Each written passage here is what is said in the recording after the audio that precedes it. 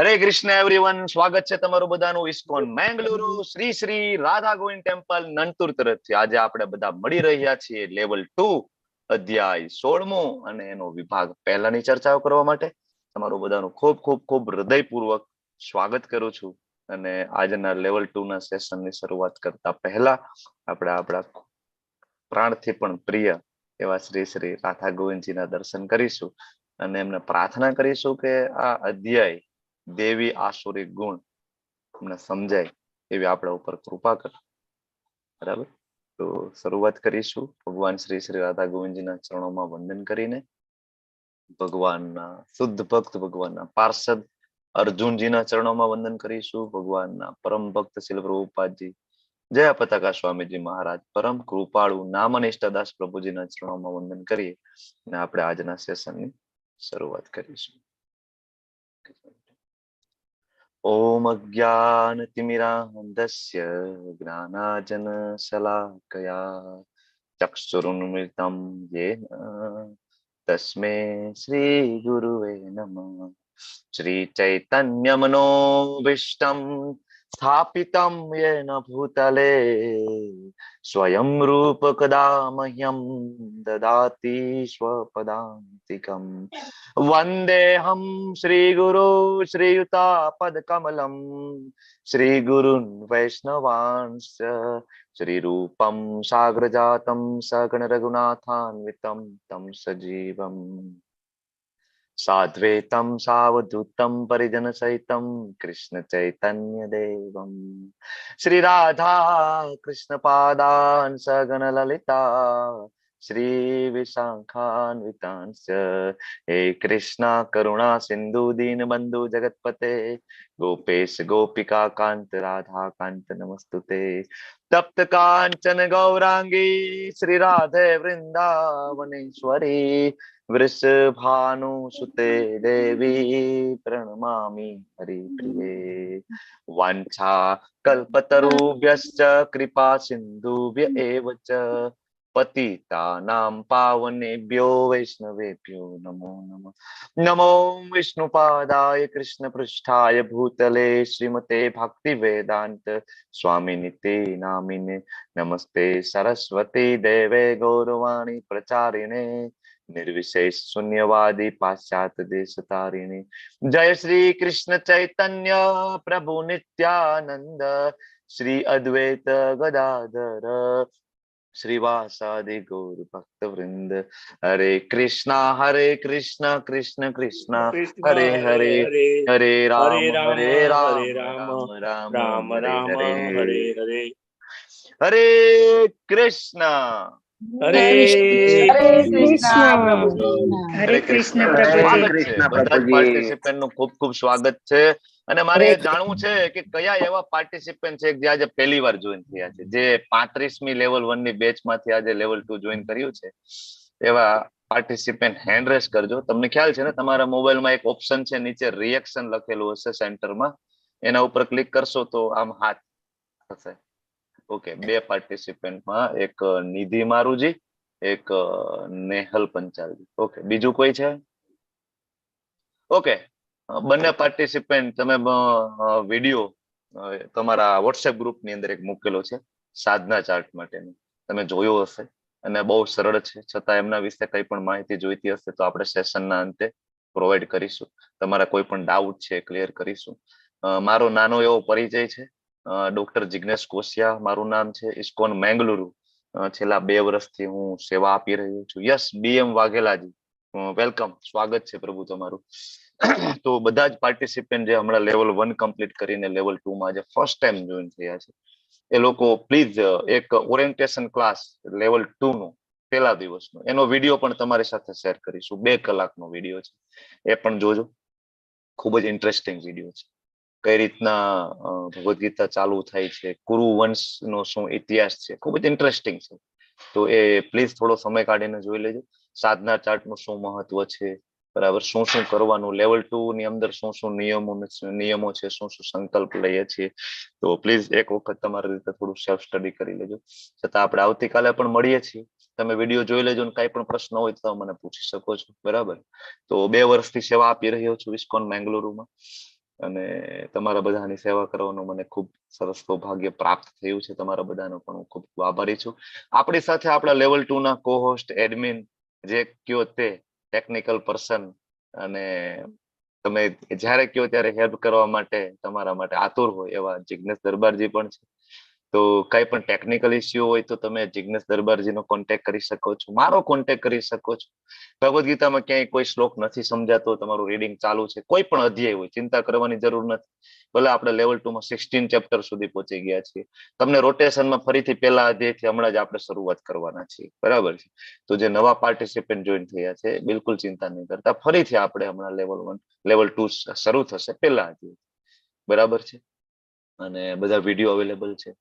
Okay, તો સાધના chat જરૂરથી ભરજો. કાંઈ પણ પ્રશ્ન હોય તો તમે ડિરેક્ટલી કોન્ટેક્ટ કરી શકો છો, મને સ્ક્રીનશોટ મોકલી શકો છો, વોટ્સએપ મેસેજ કરી શકો છો, અને ડાયરેક્ટ ટેલિફોનિક કોન્ટેક્ટ કરી શકો છો, બરાબર છે. તો ખૂબ ખૂબ ખૂબ સ્વાગત છે. અને આજે આપણે લેવલ 2 માં 15 અધ્યાય પૂર્ણ કરી ચૂક્યા છીએ. તમને બધાને ખબર હશે લેવલ 2 ની અંદર આપણે એક એક શ્લોકમાં ડિટેલમાં જતા હોઈએ છીએ. જેમ લેવલ 1 માં મુખ્ય શ્લોક અને મુખ્ય પ્રવાહ ઉપર જેમ ધ્યાન આપતા હોય એવું નથી લેવલ 2 ની અંદર, થોડું ડીપ સ્ટડી છે, બરાબર. તો 15 અધ્યાય સુધીનો અભ્યાસક્રમ પૂરો કરીને 16મો અધ્યાય જેનું નામ છે દૈવી તથા આસુરી પ્રકૃતિ. હવે આની પહેલા પણ એક આવું ચેપ્ટર હતું, 14મો અધ્યાય આત્મનિરીક્ષણ માટે. 14મો અધ્યાય આપણે વાંચીએ તો તમને ને મને ખબર પડે કે આપણે કયા ગુણમાં છીએ. સત્વગુણ, રજોગુણ, તમોગુણ, બરાબર છે, યાદ છે ને? સત્વ, રજ અને તમ. તો કયા ગુણમાં છીએ એ જાણવું બહુ જરૂરી છે. શું કામ જાણવું જરૂરી છે? તો કે ગુણ મુજબની ગતિ થાય છે. સત્વગુણમાં હોય તો ઉપર જાય, રજોગુણમાં આઈને રહે, તમોગુણ નીચે જાય, અધમથી અધમ યોની પ્રાપ્ત થાય. તો ખૂબ જ જાણવું જરૂરી છે. એવું જ આ ચેપ્ટર છે. આમ જોઈએ તો આમાં પણ સત્વગુણ અને રજોગુણ, તમોગુણ. સત્વગુણીની અંદર કેવા ક્વોલિટીઝ હોય અને રજોગુણી તમોગુણીની ક્વોલિટી કેવી હોય, તો દેવી અને આસુરી એવું અધ્યાયનું નામ. અને આપણે ગયા અધ્યાયમાં જે 15મો અધ્યાય ભણ્યા ત્યાં આપણે ચર્ચા કરી હતી આધ્યાત્મિક જગત, ભૌતિક જગત, બરાબર. બંનેનો તફાવત જોયો તો ખૂબ જ સરસ રીતના આપણે ઊંધા વૃક્ષનું ભગવાન ઉદાહરણ આપે છે. અને એ સમજીને આપણે જોયું શું કામ આપણે બધા ફસાયેલા છીએ. આપણે એ જોયું કે ભગવાન એના ધામનું શું કામ વર્ણન કરે છે. આપણે એ જોયું ભગવાનનું ધામ કેવું છે. અને આજે આ 16મો અધ્યાયની શરૂઆત થાય છે. અને 16મા અધ્યાયમાં પણ આપણને ખબર પડે કે આપણે કઈ કેટેગરીમાં છીએ. 15મા અધ્યાયમાં બે વસ્તુ જોઈતી, જ્ઞાન ચક્ષુ અને બીજું ચર્મ ચક્ષુ. કે જે લોકો જ્ઞાન ચક્ષુ એટલે કે જે લોકો ભગવદ ગીતા વાંચે છે, ભાગવતમ વાંચે છે, એને કેવા ચક્ષુ ડેવલપ થાય છે? જ્ઞાન ચક્ષુ. અને બીજા એક ચર્મ ચક્ષુ છે. તો જ્ઞાન ચક્ષુ વાળા બધું જોઈ શકે છે, ભગવાન કહે છે. ચર્મ ચક્ષુ વાળા અહીંયા જ રહી જાય છે અને કઈ ખરેખર જીવનનો ગોલ છે એ સમજાતો નથી. તો આપણે કઈ કેટેગરીમાં આવીએ છીએ? સત્વગુણમાં, રજોગુણમાં, તમોગુણમાં, દૈવી ગુણમાં કે આસુરી ગુણમાં, બરાબર જોઈશું, બરાબર. તો ભગવાન આ અધ્યાયમાં આપણને સમજાવશે. તો 15મા અધ્યાયમાં આપણે વટ વૃક્ષનું, ઊંધા વૃક્ષની કલ્પના ભગવાન ઉદાહરણથી સમજાવે છે. અને ભગવાન સમજાવે છે એની શાખા ઉપર પણ જાય, નીચે પણ જાય. એના મૂળ સાથે કર્મોની સરખામણી કરી કે જેટલા સકામ કર્મોમાં ડૂબીશું ને, સકામ કર્મોની વ્યાખ્યા તો ખબર છે ને તમને બધાને? આપણે લેવલ 1 માં પણ 4 પ્રકારના કર્મોની ચર્ચા કરતા હોઈએ છીએ. તો બોલો ચલો, 4 પ્રકારના કયા કયા કર્મ છે? 4 કર્મ, વ્યાખ્યા નથી જોઈતી, ખાલી પ્રકાર બોલો ને. સકામ ને નિષ્કામ કર્મ. સકામ કર્મ, નિષ્કામ કર્મ, અકર્મ, અકર્મ, અકર્મ, વિકર્મ, સકામ કર્મ, નિષ્કામ કર્મ. ખૂબ સરસ. સકામ કર્મ, નિષ્કામ કર્મ, અકર્મ અને વિકર્મ, બરાબર. તો આ ચર્ચા આપણે લેવલ 1 માં પણ કરીએ છીએ. તો એ સકામ કર્મ છે, આપણને બાંધે છે અને આપણા મૂળ છે વધુમાં વધુ દ્રઢ થાય છે, બરાબર. તો ભગવાન આ અધ્યાયમાં સમજાવવાના છે કે એ મૂળ કઈ રીતના તોડી શકાય છે, વિરક્તિ કઈ રીતના આવી શકે છે, કઈ રીતના ઓલી વડમાંથી વડવાયો વારંવાર રોપિત થાય, ફરીથી થડ બની જાય, આને અટકવાનું કઈ રીતના આપણે ઉપર જઈ શકીશું, કઈ રીતના ભગવત ધામ પ્રાપ્ત કરી શકીશું, એવા ગુણોની ચર્ચા ભગવાન આજે 26 ગુણોની સૂચિ આપવાના છે. કેટલા? 26. અને જે આપણને આ જે ભૌતિક જગતનું જે વડનું ઝાડ છે એના મૂળ તરફ અને અંતે મુક્તિ તરફ આપણને દોરી જાય છે, બરાબર. શરૂઆત કરીએ તો જો આ બધા ગુણો છે ને એ કઈ રીતના ડેવલપ થાય. તો શાસ્ત્રની અંદર તો ગર્ભાધાન સંસ્કાર વિશે બહુ ડિટેલમાં લખેલું છે આયુર્વેદ શાસ્ત્રની અંદર, પણ અત્યારે તો જનરલી ગર્ભધાન સંસ્કાર કોઈ કરાવતું નથી. મોસ્ટલી જનરલી કહેવાય કે એક ભોગ કામ વાસનાના કારણે મોટાભાગે સંતાન ઉત્પત્તિ થાય છે. તો મોટાભાગે આ બધા ગુણો જનરલી બાળક વંચિત રહી જાય છે. બાકી ગર્ભાધાન સંસ્કાર આયુર્વેદની અંદર જે વર્ણન છે એ મુજબ આપણે કરીએ, સંતાન ઉત્પન્ન કરવું એ ખોટું નથી. શાસ્ત્રમાં ભગવાન પોતે પણ એમ કે છે કે ભાઈ શાસ્ત્ર વિરુદ્ધ ના હોય ને એવું જાતીય જીવન એ ભગવાનને રિપ્રેઝન્ટ કરે છે, ભગવાનની વિભૂતિ છે, તો એ ખોટું નથી. બરાબર, પતિ પત્નીના સંબંધો, સંતાન ઉત્પત્તિ કરવી, ગૃહસ્થાશ્રમમાં છીએ તો એ ખોટું નથી, પણ એ સંતાન છે કૃષ્ણ ભાવનામૃત બને ને એ બહુ જરૂરી છે. નહીતર સંતાન ઉત્પત્તિ કરવાનો કોઈ અધિકાર નથી, ભગવાન સ્વયં કે છે અને આચાર્યો પણ આપણને આ સમજાવે છે. તો એ ગર્ભાધાન સંસ્કાર વિશે આયુર્વેદમાં ખૂબ વર્ણન છે. પ્રયત્ન કરજો. કોઈ પ્યોર આયુર્વેદ પ્રેક્ટિસ કરતા હોય એવા ડોક્ટરો હોય અને કોઈ માતા પ્રેગ્નન્ટ હોય અથવા ફ્યુચરનું કઈ પ્લાનિંગ હોય તો જરૂરથી આવું જ્ઞાન પ્રાપ્ત કરવાનું. એ મુજબના એના ખોરાક, એ લોકો સ્ટ્રિક્ટ ડાયટ આપતા હોય છે, કયો કયો ડાયટ લેવાનો. ડાયટનો પ્રભાવ ખૂબ જ પડતો હોય છે, બાળકની બુદ્ધિ ઉપર પણ પડે. બરાબર, તો એ બધું વિચારવું જોઈએ જ્યારે કન્સીવ કરતા હોય પ્રેગ્નન્સી ત્યારે. તો આજની વાત કરીએ 16મા અધ્યાયની 1 થી 3 જે શ્લોક છે ને એની અંદર ભગવાન જે વર્ણન કરવાના છે કેવા ગુણો, દૈવિક ગુણોની ચર્ચા છે. એમાં સૌથી જે પહેલો ગુણ છે ને એ ગુણ છે અભયમ. અભયમ એટલે નિર્ભયતા. બરાબર, અભયમ સત્વ સંશુદ્ધિ જ્ઞાન યોગ વ્યવસ્થિતિ દાનમ દમશ્ચ યજ્ઞશ્ચ સ્વાધ્યાય તપ આર્જવમ. પહેલા શ્લોકની અંદર. તો આને આપણે આ રીતના ટેબલમાં કેટેગરાઇઝ કર્યા છે, તમને સમજવામાં પણ ખૂબ સરળ પડશે. એક સરસ મજાનું ટેબલ છે, અહીંયા ગુણ છે, વચ્ચે છે કયા વર્ણમાં આ વધારે ઇમ્પ્લિમેન્ટ થઈ શકે અથવા કયા વર્ણાશ્રમ. વર્ણ એટલે એ જાતિની વાત નથી, બરાબર. બ્રાહ્મણ, ક્ષત્રિય, વૈશ્ય, શૂદ્ર એના સિવાયનું વર્ણાશ્રમ એટલે કે બ્રહ્મચાર્યાશ્રમ, ગૃહસ્થાશ્રમ, વાનપ્રસ્થ અને સંન્યાસ આશ્રમ. તો આ ચારેય આશ્રમમાં કયા કયા ગુણો છે એ ઇમ્પ્લિમેન્ટ કરવા કમ્પલસરી છે અને એમાં એ કરવા જ જોઈએ. તો અહીંયા સમજાવે છે ખાસ કરીને કયા ગુણો આપણે કેળવવા જોઈએ અને એનું વર્ણન પણ અહીંયા છે. તો આનો સ્ક્રીનશોટ પણ તમે લોકો લઈ શકશો મારી સાથે સાથે. તમારી સાથે વિડીયો તો આપણે શેર કરીએ જ છીએ ને. ઓકે, તો પહેલો ગુણ છે અભયમ. અભયમ એટલે કે નિર્ભયતા. નિર્ભયતાનો મતલબ શું? રૂઢ જેવું છે એવું મોઢે કહી દેવું, અરે મને તો કોઈના બાપની બીક નથી. આને નિર્ભયતા કહેવાય. ઘણા બધા કહેતા હોય હું કોઈનાથી નથી બીતો, એ નિર્ભયતા છે? નહીં, નિર્ભયતા નથી. નિર્ભયતાનો મતલબ છે સંપૂર્ણ ભરોસો. કોના ઉપર? કૃષ્ણ ઉપર. બરાબર. શીલ પ્રભુપાદજી ભાવાર્થમાં લખે છે કે નિર્ભયતા નામનો ગુણ છે ને સંન્યાસી બનવા માટેની પ્રથમ લાયકાત છે, ફર્સ્ટ ક્વોલિફિકેશન. કોઈ એમ કે ના ના છોડો ઘરબાર, ચલો હરિદ્વાર, મારે હવે જે જતું રહેવું છે, કાશી જતું રહેવું છે, ઋષિકેશ જતું રહેવું છે, વૃંદાવન જતું રહેવું છે. પણ શીલ પ્રભુપાદજી લખે છે કે જ્યાં સુધી અભયમ નામનો ગુણ ડેવલપ ના થાય ને ત્યાં સુધી સ્વપ્ને વિચારવું નહીં. ગૃહસ્થાશ્રમમાં રહેવાનું ને ભક્તિ કરવાની. બરાબર. કારણ કે નિર્ભયતાનો મતલબ શું? પછી એવો વિચાર ના આવવો જોઈએ સંન્યાસ લીધા પછી કે મારું શું થશે. એકવાર છોડી દીધું પછી એ વિચાર ના આવવો જોઈએ મારું શું થશે. શીલ પ્રભુપાદજી 70 વર્ષે અમેરિકા ગયા. બરાબર, ત્યાં જઈને એવું નહોતો વિચાર કર્યો હું ત્યાં જઈને શું કરીશ. તમને બધાને ખબર હશે કે બોટમાંથી જયારે જલદૂત શિપમાંથી ઉતર્યા ને તો શીલ પ્રભુપાદજીમાં એમની પાસે બિલકુલ પૈસા નહોતા. ત્યાં ઉતર્યા ત્યારે બિલકુલ પૈસા નહોતા. તો ત્યાં એમના કેપ્ટન હતા, એમની સરનેમ હું ભૂલી ગયો છું, કેપ્ટન. શીલ પ્રભુપાદજી એમને રિક્વેસ્ટ કરી કે ભાઈ તમે મારી એક ભાગવતમની પ્રત લઈ લો અને મને થોડા પૈસા આપો. ત્યારે એ કેપ્ટન પૂછે છે કે કેટલા પૈસા આ પ્રત છે? તો કે $16. ત્યારે કેપ્ટન એમને $20 આપે છે અને એ $20 લઈને શીલ પ્રભુપાદજી બોસ્ટન અમેરિકામાં ઉતરે છે. બરાબર, સંપૂર્ણ આધાર, સંપૂર્ણ ભરોસો છે કૃષ્ણ ઉપર. કોઈ બરાબર તમે એમનું જે ત્યાં શીલ પ્રભુપાદજી બોસ્ટન અમેરિકા ઉતરે છે અને એમનું જે ભગવાનની જે પ્રાર્થના છે, બોરો કૃપા કોઈલે કૃષ્ણ, તમે યુટ્યુબમાં સર્ચ કરી શકો છો. તમે એના એક એક શબ્દ સમજવાની કોશિશ કરો તો તમને ખબર પડશે કે શું કરીને ગયા છે આપણા માટે. બરાબર, નિર્ભયતા ત્યારે આવે. અને ક્યારે અભય ક્યારે આપણે બની શકીએ, ક્યારે આપણને ભય ના લાગે? તો કે જો કોઈ દિવસ કૃષ્ણની સેવા કરી હોય ને થોડી કઈ તો અભયમ ગુણ પ્રાપ્ત થાય. એવો શ્લોક પણ છે. બરાબર ને, બીજા અધ્યાયનો 40મો શ્લોક કોઈને યાદ છે?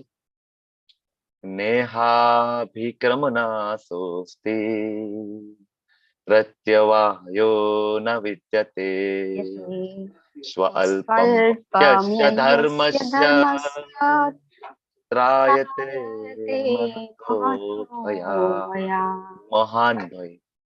મહાન ભય માંથી હું રક્ષણ કરું છું ભગવાન. જેવો તેવો ભય નહીં, મહાન ભય માંથી બરાબર હું રક્ષણ કરું છું.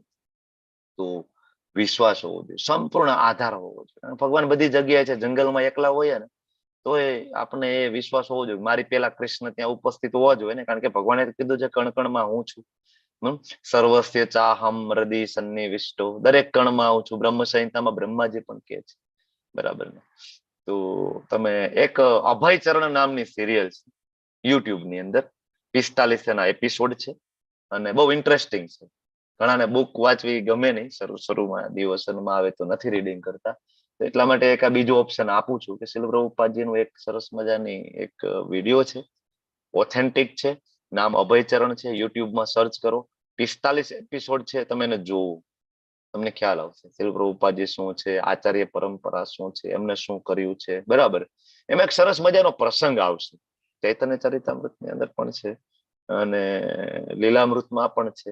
ભક્તિવિનોદ ઠાકોર જે છે શીલ પ્રભુપાદજીના ગુરુ મહારાજ ભક્તિ સિદ્ધાંત સરસ્વતી ગોસ્વામી પ્રભુપાદ ઠાકોર મહારાજ, એમના પિતાજી ભક્તિવિનોદ ઠાકોર મેજિસ્ટ્રેટ હતા એ સમયે. તો કોઈક એક તાંત્રિક બાબા કરીને એમના શહેરમાં આવે છે ને, એટલી મેલી વિદ્યાના જાણકાર કે સંકલ્પ લે એનું પતન કરાવી શકે એટલી શક્તિ, મેલી ખરાબ વિદ્યાના જાણકાર. ભક્તિવિનોદ ઠાકોરને કોઈક કહે છે કે ભાઈ તમે જ આનો સામનો કરી શકો, કારણ કે તમે ધર્મના જાણકાર છો, તમે વેદો ઉપનિષદો પુરાણો જાણો છો, તો તમે જ આમની સામે જઈ શકો છો અને આના જે કઈ આ બધું બંધ કરાવો જે ખોટું છે. ભક્તિવિનોદ ઠાકોર જાય છે, તમને પત્ની કહે છે કે આવા વ્યક્તિની સામે એકલું ના જવાય. તો ત્યારે કહે છે બરાબર કે ભાઈ હું એકલો ક્યાં છું, મારી સાથે શ્રીમદ ભાગવતમ છે. ભાગવતમ લઈને જાતા હોય છે અને એ જયારે બેસે છે એમની સામે, બહુ દૂર બેઠા હોય છે અને બેઠા બેઠા ભાગવતમના શ્લોકો વાંચતા હોય છે અને ત્યાં શ્લોકો વાંચતા ઓલા ભાઈ તાંત્રિકની બધી શક્તિઓનું પૂરું કરી નાખે ત્યાં દૂરથી. વિચાર કરો, ભાગવતમના શ્લોકોની અંદર શક્તિ કેટલી છે. આ ઘોર તાંત્રિક કે જેનું આખું જીવન એનું ખરાબ તપસ્યામાં ગયું, બલિમાં ગયું અને એમાંથી જે વિદ્યા પ્રાપ્ત કરી બધી વિદ્યાનો નાશ કરી નાખ્યો માત્ર શ્રીમદ ભાગવતમના શ્લોકો એ બરાબર. તો આને કહેવાય વિશ્વાસ બરાબર, અભયમ, પરમેશ્વરની દયા ઉપર સંપૂર્ણ નિર્ભરતા હોવી જોઈએ બરાબર, સંપૂર્ણ બાંયધરી હોવી જોઈએ. એકલા રહેવું પડશે એ ખબર હોવી જોઈએ. પછી આપણે એમ કઈક ના આના કરતા તો ઘરે હતો તો બરાબર હતો, ઘરવાળી ઠીક છે જેવી હતી માથા ભારે હતી પણ 2 ટાઈમનું ગરમ ગરમ જમાડતી હતી, ત્યાં જઈને આવું થાય તો ચાલે નહીં બરાબર. સંપૂર્ણ આધાર કૃષ્ણ ઉપર હોવો જોઈએ. અને આગળ બીજો ગુણ છે સત્વ સંશુદ્ધિ. સત્વ સંશુદ્ધિ એટલે કે આત્માની શુદ્ધિ. આત્માની શુદ્ધિ એટલે કેવું, કઈ બજારમાં એવો સાબુ મળે છે આત્મા શુદ્ધિ સાબુ, 2 વખત સવાર સાંજ ના આત્માની શુદ્ધિ થઈ જાય, આવું કઈ મળે છે નહીં. તો આત્મા શુદ્ધિ માટે શું કરવું, ચેતનાની શુદ્ધિ કઈ રીતના થાય. ચેતનાની શુદ્ધિ છે જપ કરવાથી થાય, ભગવાનના પવિત્ર નામનો જપ કરવાથી. રામચરિત માનસ લઈ લો, રામાયણ લઈ લો, શિવ પુરાણ લઈ લો, કોઈ પણ તમે ઉપાડી લો, ભગવાન શિવજીના શરણે જાઓ, બ્રહ્માજીના શરણે જાઓ, દેવી દેવતાઓના શરણે જાઓ, બધા શાસ્ત્રો એકમત થઈને એક જ વસ્તુ કહે છે કે ભગવાનના પવિત્ર નામનો જપ બરાબર. એનાથી શું થાય, શુદ્ધિ થાય. તો જપ કરીએ, મંગલા આરતી કરીએ, ભગવાનને ભોગ લગાડીએ, સાંભળીએ. તમે બધા અહીંયા આવો છો લેવલ 2 લેવલ 1, આનાથી શું થાય, આનાથી શુદ્ધિ થશે. ધીમે ધીમે ધીમે ધીમે ધીમે અનર્થની નિવૃત્તિ થશે. ઘણા બધા હોય ને નવા ભક્તિમાં આવે ને તો એમ કે પ્રભુજી બહુ તકલીફ પડે 4 નિયમો ફોલો કરવામાં, ડુંગળી લસણ છૂટતા નથી, આ નથી છૂટતું, ઓલી નથી છૂટતું, વ્યસન નથી છૂટતા બરાબર. પણ એ જ વ્યક્તિને તમે જો એ કન્ટિન્યુટી જાળવે તો, કારણ કે આમાં નિષ્ઠા બહુ જરૂરી છે, ધૈર્ય બહુ જરૂરી છે. જો એ જ વ્યક્તિ 1 વર્ષ સુધી જો કન્ટિન્યુટી જાળવે ને 16 રાઉન્ડ કરવાની અંદર 4 નિયમો એને ફોલો કરવા નહીં પડે, એ બાય પ્રોડક્ટ ની રીતના ફોલો થઈ જશે. આવા અનુભવો તમારામાંના પણ કેટલા બધા પાર્ટિસિપેન્ટના હશે, મને ખબર છે હોય જ. જેમ જેમ જેમ જેમ જપ કરો ને એવી ઘણી બધી વસ્તુ છે જીવનમાં કે છોડવી હોય પણ છૂટતી ના હોય, પણ જપ કરવાથી છૂટી જાય છે બરાબર.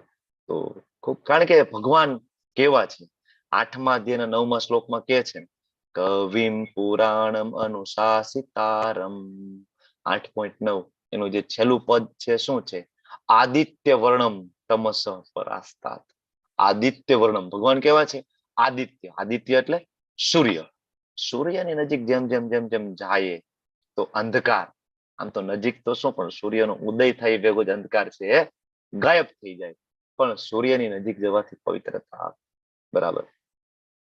તો જેમ જેમ જેમ જેમ ભગવાનની નજીક જાય ને એ તમસ, તમસ એટલે ઘોર અંધકાર, એને શું કરી દે? પરસ્તાત, એને હરાવી દે, આપણામાંથી કાઢે, બરાબર. તો આ જે ગુણ છે, ચેતનાની શુદ્ધિ છે, એ સંન્યાસીઓએ તો ખાસ કેળવવી જોઈએ. નીતિ નિયમોનું કડક પાલન કરવું જોઈએ. 4 નિયમો સ્ટ્રિક્ટલી પાલન કરવા જોઈએ. ચૈતન્ય મહાપ્રભુ આ બાબતે ખૂબ કડક હતા, કારણ કે ભગવાન આ વખતે સંન્યાસ ધર્મ આપણને શીખડાવવા માટે આવ્યા હતા, ભક્તિ શીખડાવવા માટે આવ્યા હતા. મહાપ્રભુ બહુ કડક. ઇવન મહાપ્રભુને મહિલા ભક્તને દૂરથી જ નમસ્કાર કરવાની આજ્ઞા હતી, નજીક પણ નહીં. એકચ્યુઅલી એક એસ્ટાબ્લિશ કરવા માંગતા હતા, બરાબર, દૂરથી, બરાબર. એવું નહોતું કે સ્ત્રીઓ પ્રત્યે ઘૃણા હતી, કારણ કે સ્વયં ભગવાન હતા, પણ એ જે આશ્રમ લઈને આવ્યા હતા એ આશ્રમના કડક નિયમો પાળવા માટે અનિવાર્ય હતા અને આપણને શીખડાવતા હતા. એક પ્રસંગ પણ છે છોટે હરિદાસનો. મહાપ્રભુ સાથે એમના એક અનુયાયી છોટે હરિદાસ છે, એક વખત ખાલી કામુક નજરેથી જોવાઈ જાય છે કોઈક મહિલાને, અને મહાપ્રભુ એને ખૂબ જ ખીજાય છે, ખૂબ જ ખીજાય છે, બરાબર. તો બહુ જરૂરી છે. ઇવન ત્યાં સુધી લખે છે કે ભૌતિક સંપત્તિ અને સ્ત્રી તરફ કામનાની દ્રષ્ટિથી જોવાની ઈચ્છા કરતા પહેલા આત્મહત્યા કરવી જોઈએ. શાસ્ત્રો તો આવું કહે છે કે કોકની ભૌતિક સંપત્તિ, કોકની સ્ત્રી, બરાબર, એમની સામે કામનાની દ્રષ્ટિથી જોવું ને એની પહેલા તો આત્મહત્યા કરી લેવી જોઈએ. બહુ અઘરી વ્યાખ્યાઓ છે ને આ બધી, બરાબર. પણ થઈ જાય. પછી આત્મહત્યા જ કરી હતી પ્રભુજી. મને ખ્યાલ છે, પણ મેં હું નથી કેતો, એના પાછળના અમુક કારણો હોય ને વાંચા છે, એટલા માટે હું નથી કેતો. આખો પ્રસંગ મને ખબર છે, બરાબર. કારણ કે એમાંથી કેવું થાય, આપણે રોંગ મેસેજ ઘણી વાર લઈ લેતા હોય, એટલે મેં પ્રસંગ પૂરો નથી કર્યો. જેમ જેમ જેમ જેમ શુદ્ધતા આવે ત્યારે પ્રસંગ પૂરા કરવાના, બરાબર. થેન્ક યુ માતાજી. તો આગળ આવે છે જ્ઞાન યોગ વ્યવસ્થિતિ. ત્રીજો ગુણ છે, કેવું છે? સંન્યાસ આશ્રમ. એના પણ જ્ઞાન કોને? એવું નહીં ખાલી સંન્યાસીઓને, આપણને પણ લાગુ પડે છે, પણ આ વધુમાં વધુ એને કેળવવું જોઈએ, બરાબર. જ્ઞાન, આપણે બધા ભૌતિક જ્ઞાન તો લઈએ છીએ, સાથે સાથે આધ્યાત્મિક જ્ઞાન લેવું ખૂબ જ જરૂરી છે. ને જ્ઞાન લેવાની એક પદ્ધતિ છે.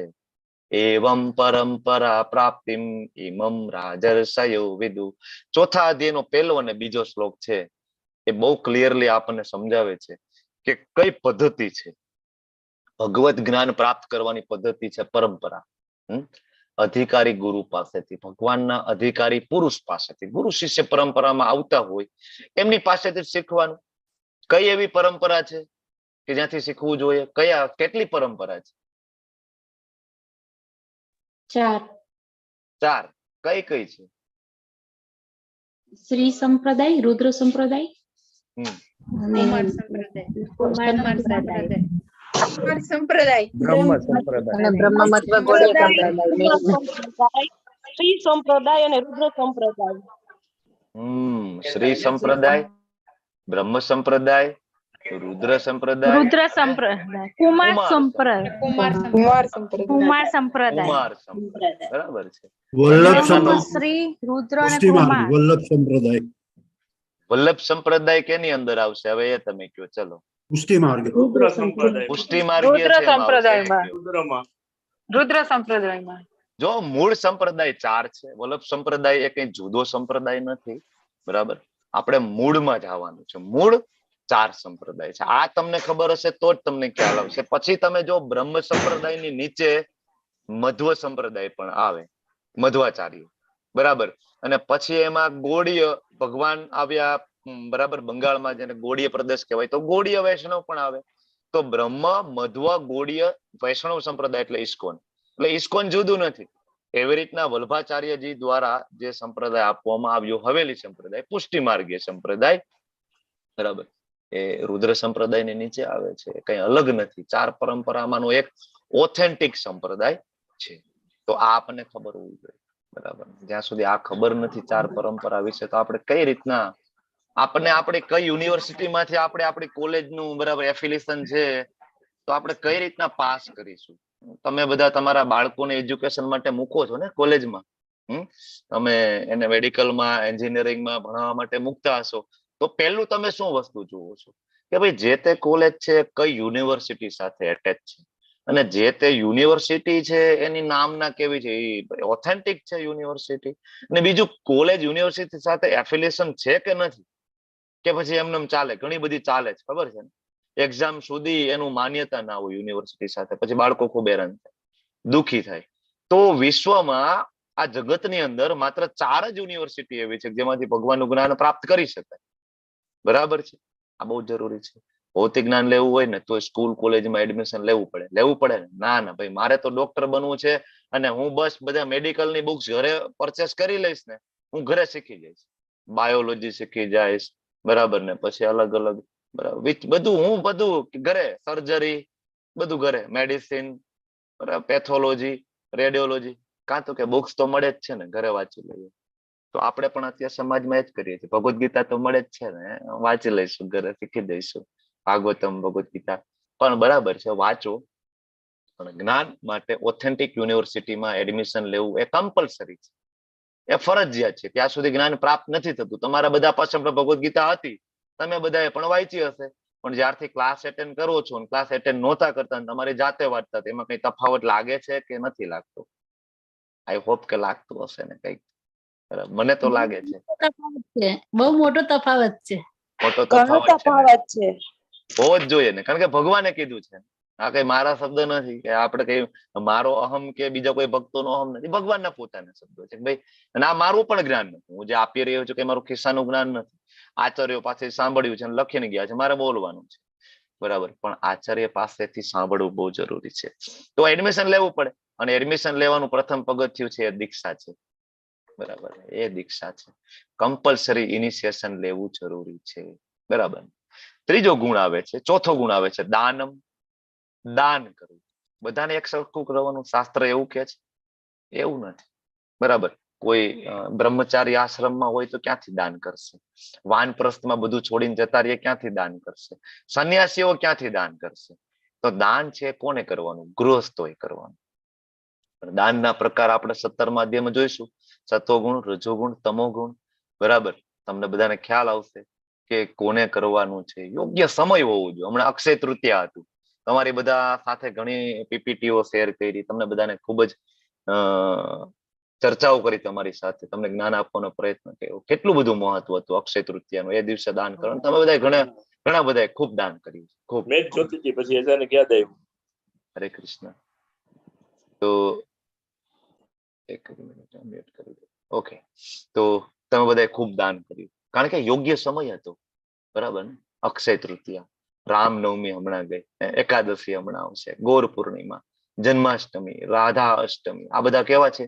યોગ્ય સમય, યોગ્ય સ્થળ. રાધા કૃષ્ણ મંદિરમાં દાન આપવું ગમે, તમે સ્કંદ પુરાણ લઈ લો, વરાહ પુરાણ લઈ લો, ભાગવતમ લઈ લો, વારંવાર વર્ણન છે રાધા કૃષ્ણના મંદિરમાં. ઇવન ભગવાનના જે ઉત્સવો કઈ રીતના ઉજવવા એના વિશેનું 12મા સ્કંદમાં ભગવાન સ્વયં એમના શ્રીમુખેથી ઉદ્ધવજીને જ્ઞાન આપે છે. તમને બધાને ઘણી વાર પ્રશ્ન થાય કે જન્માષ્ટમી ઉપર આટલું બધું શું કામ કરવું જોઈએ? આટલા બધા પૈસા, આટલા બધા ફૂલ ગરીબોને આપી દઈએ તો એટલા બધા પૈસા? ભગવાન સ્વયં કહીને ગયા છે, ભગવાનને તૃપ્ત કરવાથી બધા ઓટોમેટિક તૃપ્ત થશે, ચિંતા કરવાની જરૂર નથી, બરાબર. ઘણા બધાના તર્કો હોય છે અલગ અલગ, અને બધા તર્કોના જવાબ પણ છે, આપણી પાસે કોઈ ચિંતાનો વિષય નથી, બરાબર. તો યોગ્ય સ્થળ હરિનામ સંકીર્તનમાં આપો, કૃષ્ણ ભાવના અમૃતમાં આપો, અને યોગ્ય વ્યક્તિ, બ્રાહ્મણને દાન કરી શકાય. પણ કેવો બ્રાહ્મણ? ગુણ કર્મ વિભાગશઃ, બરાબર. જન્મથી બ્રાહ્મણ હોય, વૃદ્ધ બ્રાહ્મણ હોય, બરાબર, અને વેદો વાંચતો હોય, શરૂઆત કરતા હોય વેદો વાંચવાની, પવિત્રતા હોય, એને પણ કરી શકાય એવું નથી, બરાબર. બ્રાહ્મણોને હંમેશા, બ્રાહ્મણો પૂજનીય છે. બ્રાહ્મણ છે આ સોસાયટીનું હેડ છે. અને અત્યારે એક પરંપરા ચાલી છે, જો હું પોતે બ્રાહ્મણ નથી અને હું કોઈ બ્રાહ્મણની ફેવર પણ નથી કરતો, પણ તમે અત્યારે જોવો ને, સમાજમાં એક પરંપરા ચાલે છે બ્રાહ્મણનું અપમાન કરવાની. એક પરંપરા, બ્રાહ્મણો તો આવા હતા, બ્રાહ્મણો તેવા હતા, બ્રાહ્મણો તેમ હતા, એને આવું કર્યું તેવું કર્યું. બધા બ્રાહ્મણો સરખા નથી હોતા ને, બરાબર. આ એ જ બ્રાહ્મણો છે કે જેને ભગવાન પૂજનીય કહે છે અને ભગવાનને પ્રિય છે, બરાબર. નમો બ્રાહ્મણ્ય દેવાય, ગો બ્રાહ્મણ્ય હિતાય છે, જગત હિતાય કૃષ્ણાય, ગોવિંદાય નમો નમઃ. બ્રાહ્મણ ભગવાનને ખૂબ પ્રિય છે. તો એવા બ્રાહ્મણ, જે લોકો, તમે લોકો જન્મથી બ્રાહ્મણ છો, ખૂબ જ નસીબદાર છો, પણ એવા બ્રાહ્મણ બનવાની કોશિશ કરજો કે જેવા બ્રાહ્મણ કૃષ્ણને પ્રિય છે, બરાબર છે. ગુણ કર્મ, જન્મથી છો સાથે સાથે ગુણ કર્મ, બરાબર. તો બ્રાહ્મણ ને, બીજું સંન્યાસી ને, અને ત્રીજું ભક્ત ને, ભગવાનના ભક્તો હોય, વૈષ્ણવ હોય, આમને આ ત્રણને ખાસ દાન આપવાનું શાસ્ત્રની અંદર ઉલ્લેખ છે. હવે દાનનો મતલબ એ નહીં કે તમારી પાસે જે કઈ નકામું છે આપી દેવાનું. આપણે તો મોસ્ટલી એવું હોય, આપણી પાસે નકામી વસ્તુ હોય ને ઉપયોગમાં ના હોય તો ભાઈ દાન કરી દે. નહીં, દાન એટલે એ વસ્તુ, બરાબર, કે જે તમને એવું લાગે કે આ બહુ જરૂરી છે ને એ પણ દાન કરવું જોઈએ, બરાબર. અને બીજું, દાન જે છે એ એવું કરવું જોઈએ કે જમણા હાથે કરીએ તો ડાબા હાથને પણ ખબર ના પડવી જોઈએ. આપણે બધા હિન્દુઓ છે ને, દાન તો બધા કરીએ છીએ, પણ સામાજિક કાર્યોમાં વધારે દાન કર્યું. અનાથ આશ્રમમાં, વૃદ્ધાશ્રમમાં, શાળામાં, હોસ્પિટલોમાં. અને પ્રચાર પણ આવો ભ્રામક પ્રચાર થાય છે. એકચ્યુઅલી સનાતન ધર્મને નેસ્તો નાબૂદ કરવા માટેનું એક આખો કહેવાય ને, આ બધા મીડિયામાં ચાલતું હોય. મંદિરો બનાવવાની શું જરૂર છે? આના કરતા હોસ્પિટલો બનાવો. કોરોનામાં હોસ્પિટલો કામ આવી હતી, પણ એ જ કોરોનામાં જે લોકો વૈષ્ણવ હતા ને, બરાબર, એ લોકોને કઈ ચિંતા નહોતી, એને ભય નહોતું. અને એ જ કોરોનામાં જે ભક્તો નહોતા ને, એ બધા, બરાબર, મેન્ટલી ડિપ્રેસ થઈ ગયા હતા. એ જ કોરોનાની અંદર એ જ બધા મંદિરો, ખાલી દિલ્હીનું એક મંદિર છે, બરાબર, 4 કરોડ પ્લેટ એને ફૂડની સર્વ કરેલી હતી. કેટલી? 4 કરોડ પ્લેટ ખાલી દિલ્હીનું એક ટેમ્પલ નો આ ડેટા હું તમને આપું છું, કોરોના કાળનો. તો વિશ્વના દરેક મંદિરોની અંદર, હરે કૃષ્ણ, શોભનાજી તમારું માઇક ચાલુ છે. તો વિશ્વના દરેક મંદિરોની અંદર આપણે એક ફૂડ ફોર લાઈફ કરીને ચાલી રહ્યું છે. ફૂડ ફોર લાઈફ એટલે ઇસ્કોનના મંદિરની આજુબાજુમાં 5 માઇલમાં પણ કોઈ ભૂખ્યું ના સુવે, એવું શ્રીલ પ્રભુપાદજી કહીને ગયા છે, બરાબર. તો મંદિરો બહુ જરૂરી છે, બરાબર. તો ત્યાં દાન કરવું જોઈએ. અને ઇવન તમે આ તો આપણા ધર્મમાં જ તમે જુઓ ને, ખાલી હિન્દુએ જ આ બધું કરવાનું છે. અને મંદિર માટે દાન માંગો તો આપણે સેક્યુલર થઈ જાય. પાછા તો સેક્યુલર છે, ધર્મનો પ્રચાર કરે છે. હવે બીજા ધર્મમાં તમે જોવો ને, તો જો મુસ્લિમો છે એ એમનો 10% હિસ્સો કાઢે છે આવકનો, બરાબર. રમજાન મહિનો આવે તો એ લોકો મસ્જિદ બનાવવા માટે, મજાર, દરગાહો બનાવવા માટે, એમની કોમ્યુનિટીમાં જે નબળા માણસો છે એની હેલ્પ કરવામાં એ લોકો વાપરે છે. પૂછજો તમે બધા મુસ્લિમોને, તમારા કોઈ મિત્ર હોય. મારા તો બહુ બધા છે. હું આ વાત અમારી થતી હોય, ચર્ચાઓ થતી હોય, કારણ કે એમની પાસેથી કુરાન વિશે જાણવું હોય આપણે. કુરાનમાં શું લખ્યું છે, ક્યાં શું લખ્યું છે, એ પણ આપણે ક્રોસ જાણવું હોય, બરાબર. તો એ લોકો કાઢે છે, બરાબર, બધા. પણ આપણે ઇવન આપણા શાસ્ત્રોમાં ત્યાં સુધી કહે છે 50% હિસ્સો કાઢવો જોઈએ. કેટલા? 50%. આપણાથી 50% ના નીકળે તો 5% તો નીકળે ને, 1% તો નીકળે ને, 2% નીકળે. દર મહિને ₹1,00,000 ની ઇન્કમ હોય તો 1% એટલે ₹1,000 છે. 1,000 તો એવરી મંથ નીકળે ને, બરાબર. પ્લીઝ દાન કરવું જોઈએ, બરાબર. દૈવી ગુણમાં છે ને, તો આ બધા ગુણો આપણે વિકસાવવા પડશે ને, બરાબર. અને પછી આત્મનિયમ 3, દમશ્ચ, ઇન્દ્રિય ઉપર કંટ્રોલ. એવું નહીં કે મન મુજબ હું તમારા મનનો મોરલો, ભાઈ આપણે જે કરવું એ કરીએ, એવું નહીં. ઇન્દ્રિયોને કાબુમાં રાખવી પડશે. મનના મોરલા છે ને, એ બધા મોરલા કે ઉડી ગયા બધા, અને બધાના પીછા કરી ગયા, બરાબર. જંગલ રાજ થઈ જશે જો મનના મોરલા બનવા જઈશે. અને બધા એવું વિચારશું ના ના, મને ઈચ્છા પડે એમ કરું, હું તો મને મજા પડે એમ ભોગવીશ. વિચાર કરો કે જંગલ રાજ થઈ જાય. બધાને બીજાનું જ ભોગવવું છે. તમે જો, બધું બીજાનું જોઈએ છે કે બીજાની સ્ત્રી જોઈએ છે, બીજાની બેન દીકરીઓ જોઈએ છે, બીજાની સંપત્તિ, બીજાનું ઘર, બીજાની કાર. કોઈ કંટ્રોલ છે? ઇન્દ્રિય તૃપ્તિ માટે કોઈ લિમિટ છે? નહીં. જંગલ રાજ થઈ જશે. તો દમશ્ચ, આત્મસંયમ. ઇવન ત્યાં સુધી આચાર્યો લખે છે કે તમે ગૃહસ્થાશ્રમમાં હોય ને, તો પણ તમારે જાતીય જીવન ઉપર થોડો કંટ્રોલ રાખવો જોઈએ. સવાર બપોર સાંજ સતત એમાં જ ડૂબેલા રહીએ, મન અને ઇન્દ્રિયો સતત એમાં રાખીએ, તો ક્યારે ભક્તિ કરીશું? ગૃહસ્થાશ્રમ એટલા માટે હતો, ગૃહસ્થાશ્રમ છે એવું નથી કે નકામું છે. ગૃહસ્થાશ્રમ એટલા માટે હતો કે ઇન્દ્રિયોને સંતુષ્ટ કરી અને કંટ્રોલ કરી અને ધીમે ધીમે વાનપ્રસ્થ તરફ પ્રયત્ન કરીએ. પણ આપણે બધા એવું કરીએ કે ગૃહસ્થાશ્રમમાં આવીએ ને પછી મરી ત્યાં સુધી ગૃહસ્થાશ્રમમાં જ રહીએ. વિચારીએ જ નહીં કે આ એક પગથિયું હતું. આપણે એમ થાય કે બસ આ જ કરવાનું છે, મારી પત્ની મારા પતિ, બસ અમે બે જીવશું ને મરશું પણ સાથે, આમ કરીને. આવા પાછા આપણે ઓલા બતાવતા હોય, વિડીયોમાં બતાવતા. હા, બરાબર છે, પ્રેમ કરવો જોઈએ, લાગણી હોય, ધ્યાન રાખવું જોઈએ, મૃત્યુ પર્યંત પત્નીનું પતિનું ધ્યાન રાખવું જોઈએ. પણ ધ્યાન રાખવું એટલે શું? ધ્યાન રાખવાનો મતલબ એ છે કે તમે કૃષ્ણ ભાવના રૂપમાં લઈ જાઓ, તમારી પત્નીને, તમારા પતિને. 7 જન્મો સુધી સાથે. શું કામ પણ 7 જન્મ અહીંયા આવું? એક જન્મમાં ધરાણા નથી હજી 7 જન્મ અહીંયા આવું છે? તો કે ના ના, 7 જન્મ. એ કયા પતિને પૂછજો એકાદાને, કોઈ આવા આ પાડે જ કેજો મને 7 જન્મ પછી. બરાબર, 7 જન્મ. શું કામ ભાઈ 7 જન્મ આવું છે? ભાઈ એવું વિચાર કરો કે અનંત સમય સુધી સાથે રહીએ, 7 જન્મ નહીં. અમારું થિંકિંગ તો એના કરતા આગળ છે. અત્યારના જે યંગ જનરેશન નું થિંકિંગ 7 જન્મ સુધી. આપણે તો વચન લઈશું, તું મારીને હું તારો. અમે એવા વચન લઈએ, તું મારીને હું તારો, ને આપણે બે કૃષ્ણના, અને અનંત સમય સુધી આપણે એમના ધામમાં બે સાથે મળીને સેવા કરીશું. સાથે મળીને ખાલી આ મળમૂત્રનો કોથરો જે છે સતત આમાં ડૂબેલા રહીશું ને તો કૃષ્ણ પ્રાપ્તિ નહીં થાય. આના એક્ઝામ્પલ જોવો હોય તો બિલ્વ મંગલ ઠાકુર, બીજા કોઈની ક્યાં વાત કરીએ. 500 વર્ષ પહેલા ગોસાઈ તુલસીદાસજી ગોસ્વામીજી, બરાબર, એમનું જીવન ચરિત્ર વાંચો તુલસીદાસજીનું, જેમને આપણને રામચરિત માનસ આપ્યું. તમને બધાને તફાવત તો ખબર છે ને, રામચરિત માનસ અને રામાયણ? ક્યારેક એવું હોય તો સર્ચ કરજો, હું તમને પૂછીશ શું તફાવત છે રામચરિત માનસ અને રામાયણ વચ્ચેનો તફાવત તમારે લઈને આવવાનું છે કાલ માટેનો પ્રશ્ન નોટ કરી લો સાઈડમાં. રામચરિત માનસ અને રામાયણ વચ્ચેનો તફાવત શું છે? રેડી? આવતીકાલે આપણે ચર્ચા કરીશું. મને યાદ દેવડાવજો આ પ્રશ્ન. તો કંટ્રોલ રાખવું જોઈએ, બરાબર. બેઝિક નીડ છે એટલી પૂરી કરીએ, બરાબર છે. પછી ભક્તિ યોગમાં આગળ વધવું જોઈએ. અને આના પછીનું ખાલી આ પેલા 3 શ્લોકની અંદર 1.5 કલાક જતી રહ્યા, એટલું આમાં ડિટેલિંગ છે આમ જોવા જઈએ ને તો. પછી યજ્ઞ પરાયણતા. યજ્ઞ, આમ તો યજ્ઞની ભલામણ કોના માટે છે? ગૃહસ્થો માટે. કારણ કે યજ્ઞ માટે ખૂબ ધન જોઈએ. શું જોઈએ? રોકડા જોઈએ, પૈસા જોઈએ. ભાગવતમ વાંચો, યુધિષ્ઠિર મહારાજનો જે રાજસૂય યજ્ઞ ચાલતો હોય તો અર્જુન મહારાજ છે ધન એકઠું કરે છે. કેટલું ધન એકઠું કરે તમને ખબર છે ને? વર્ણન આવે છે. સોનાના પહાડો, ચાંદીના પહાડો, રેશમી વસ્ત્રોના પહાડો, હીરા મોતી માણેકના પહાડો. શેના માટે? પોતાના માટે નહીં, દાન કરવા માટે. આટલું દાન કરવું પડે, બરાબર, યજ્ઞ કરવું હોય તો. સ્વાહા સ્વાહા વાળો જે યજ્ઞ છે ને, બહુ ડિમાન્ડિંગ છે, એ બહુ અઘરો છે. જો સ્વાહા સ્વાહા વાળો યજ્ઞ કરવો હોય તો હું તો કહું કળિયુગમાં પ્રેક્ટિકલ જ નથી, પોસિબલ જ નથી. કારણ કે શુદ્ધ બ્રાહ્મણ જોઈએ, એના વેદ મંત્રોના ઉચ્ચારણ શુદ્ધ જોઈએ, એ બ્રાહ્મણની પોતાની સાધના એટલી બધી સ્ટ્રોંગ હોવી જોઈએ ને કે બ્રાહ્મણ જયારે યજ્ઞ કુંડ ઉપર બેસે ને જયારે દેવી દેવતાઓનું આહવાન કરે ને, દેવી દેવતાઓ પ્રગટ થવા જોઈએ.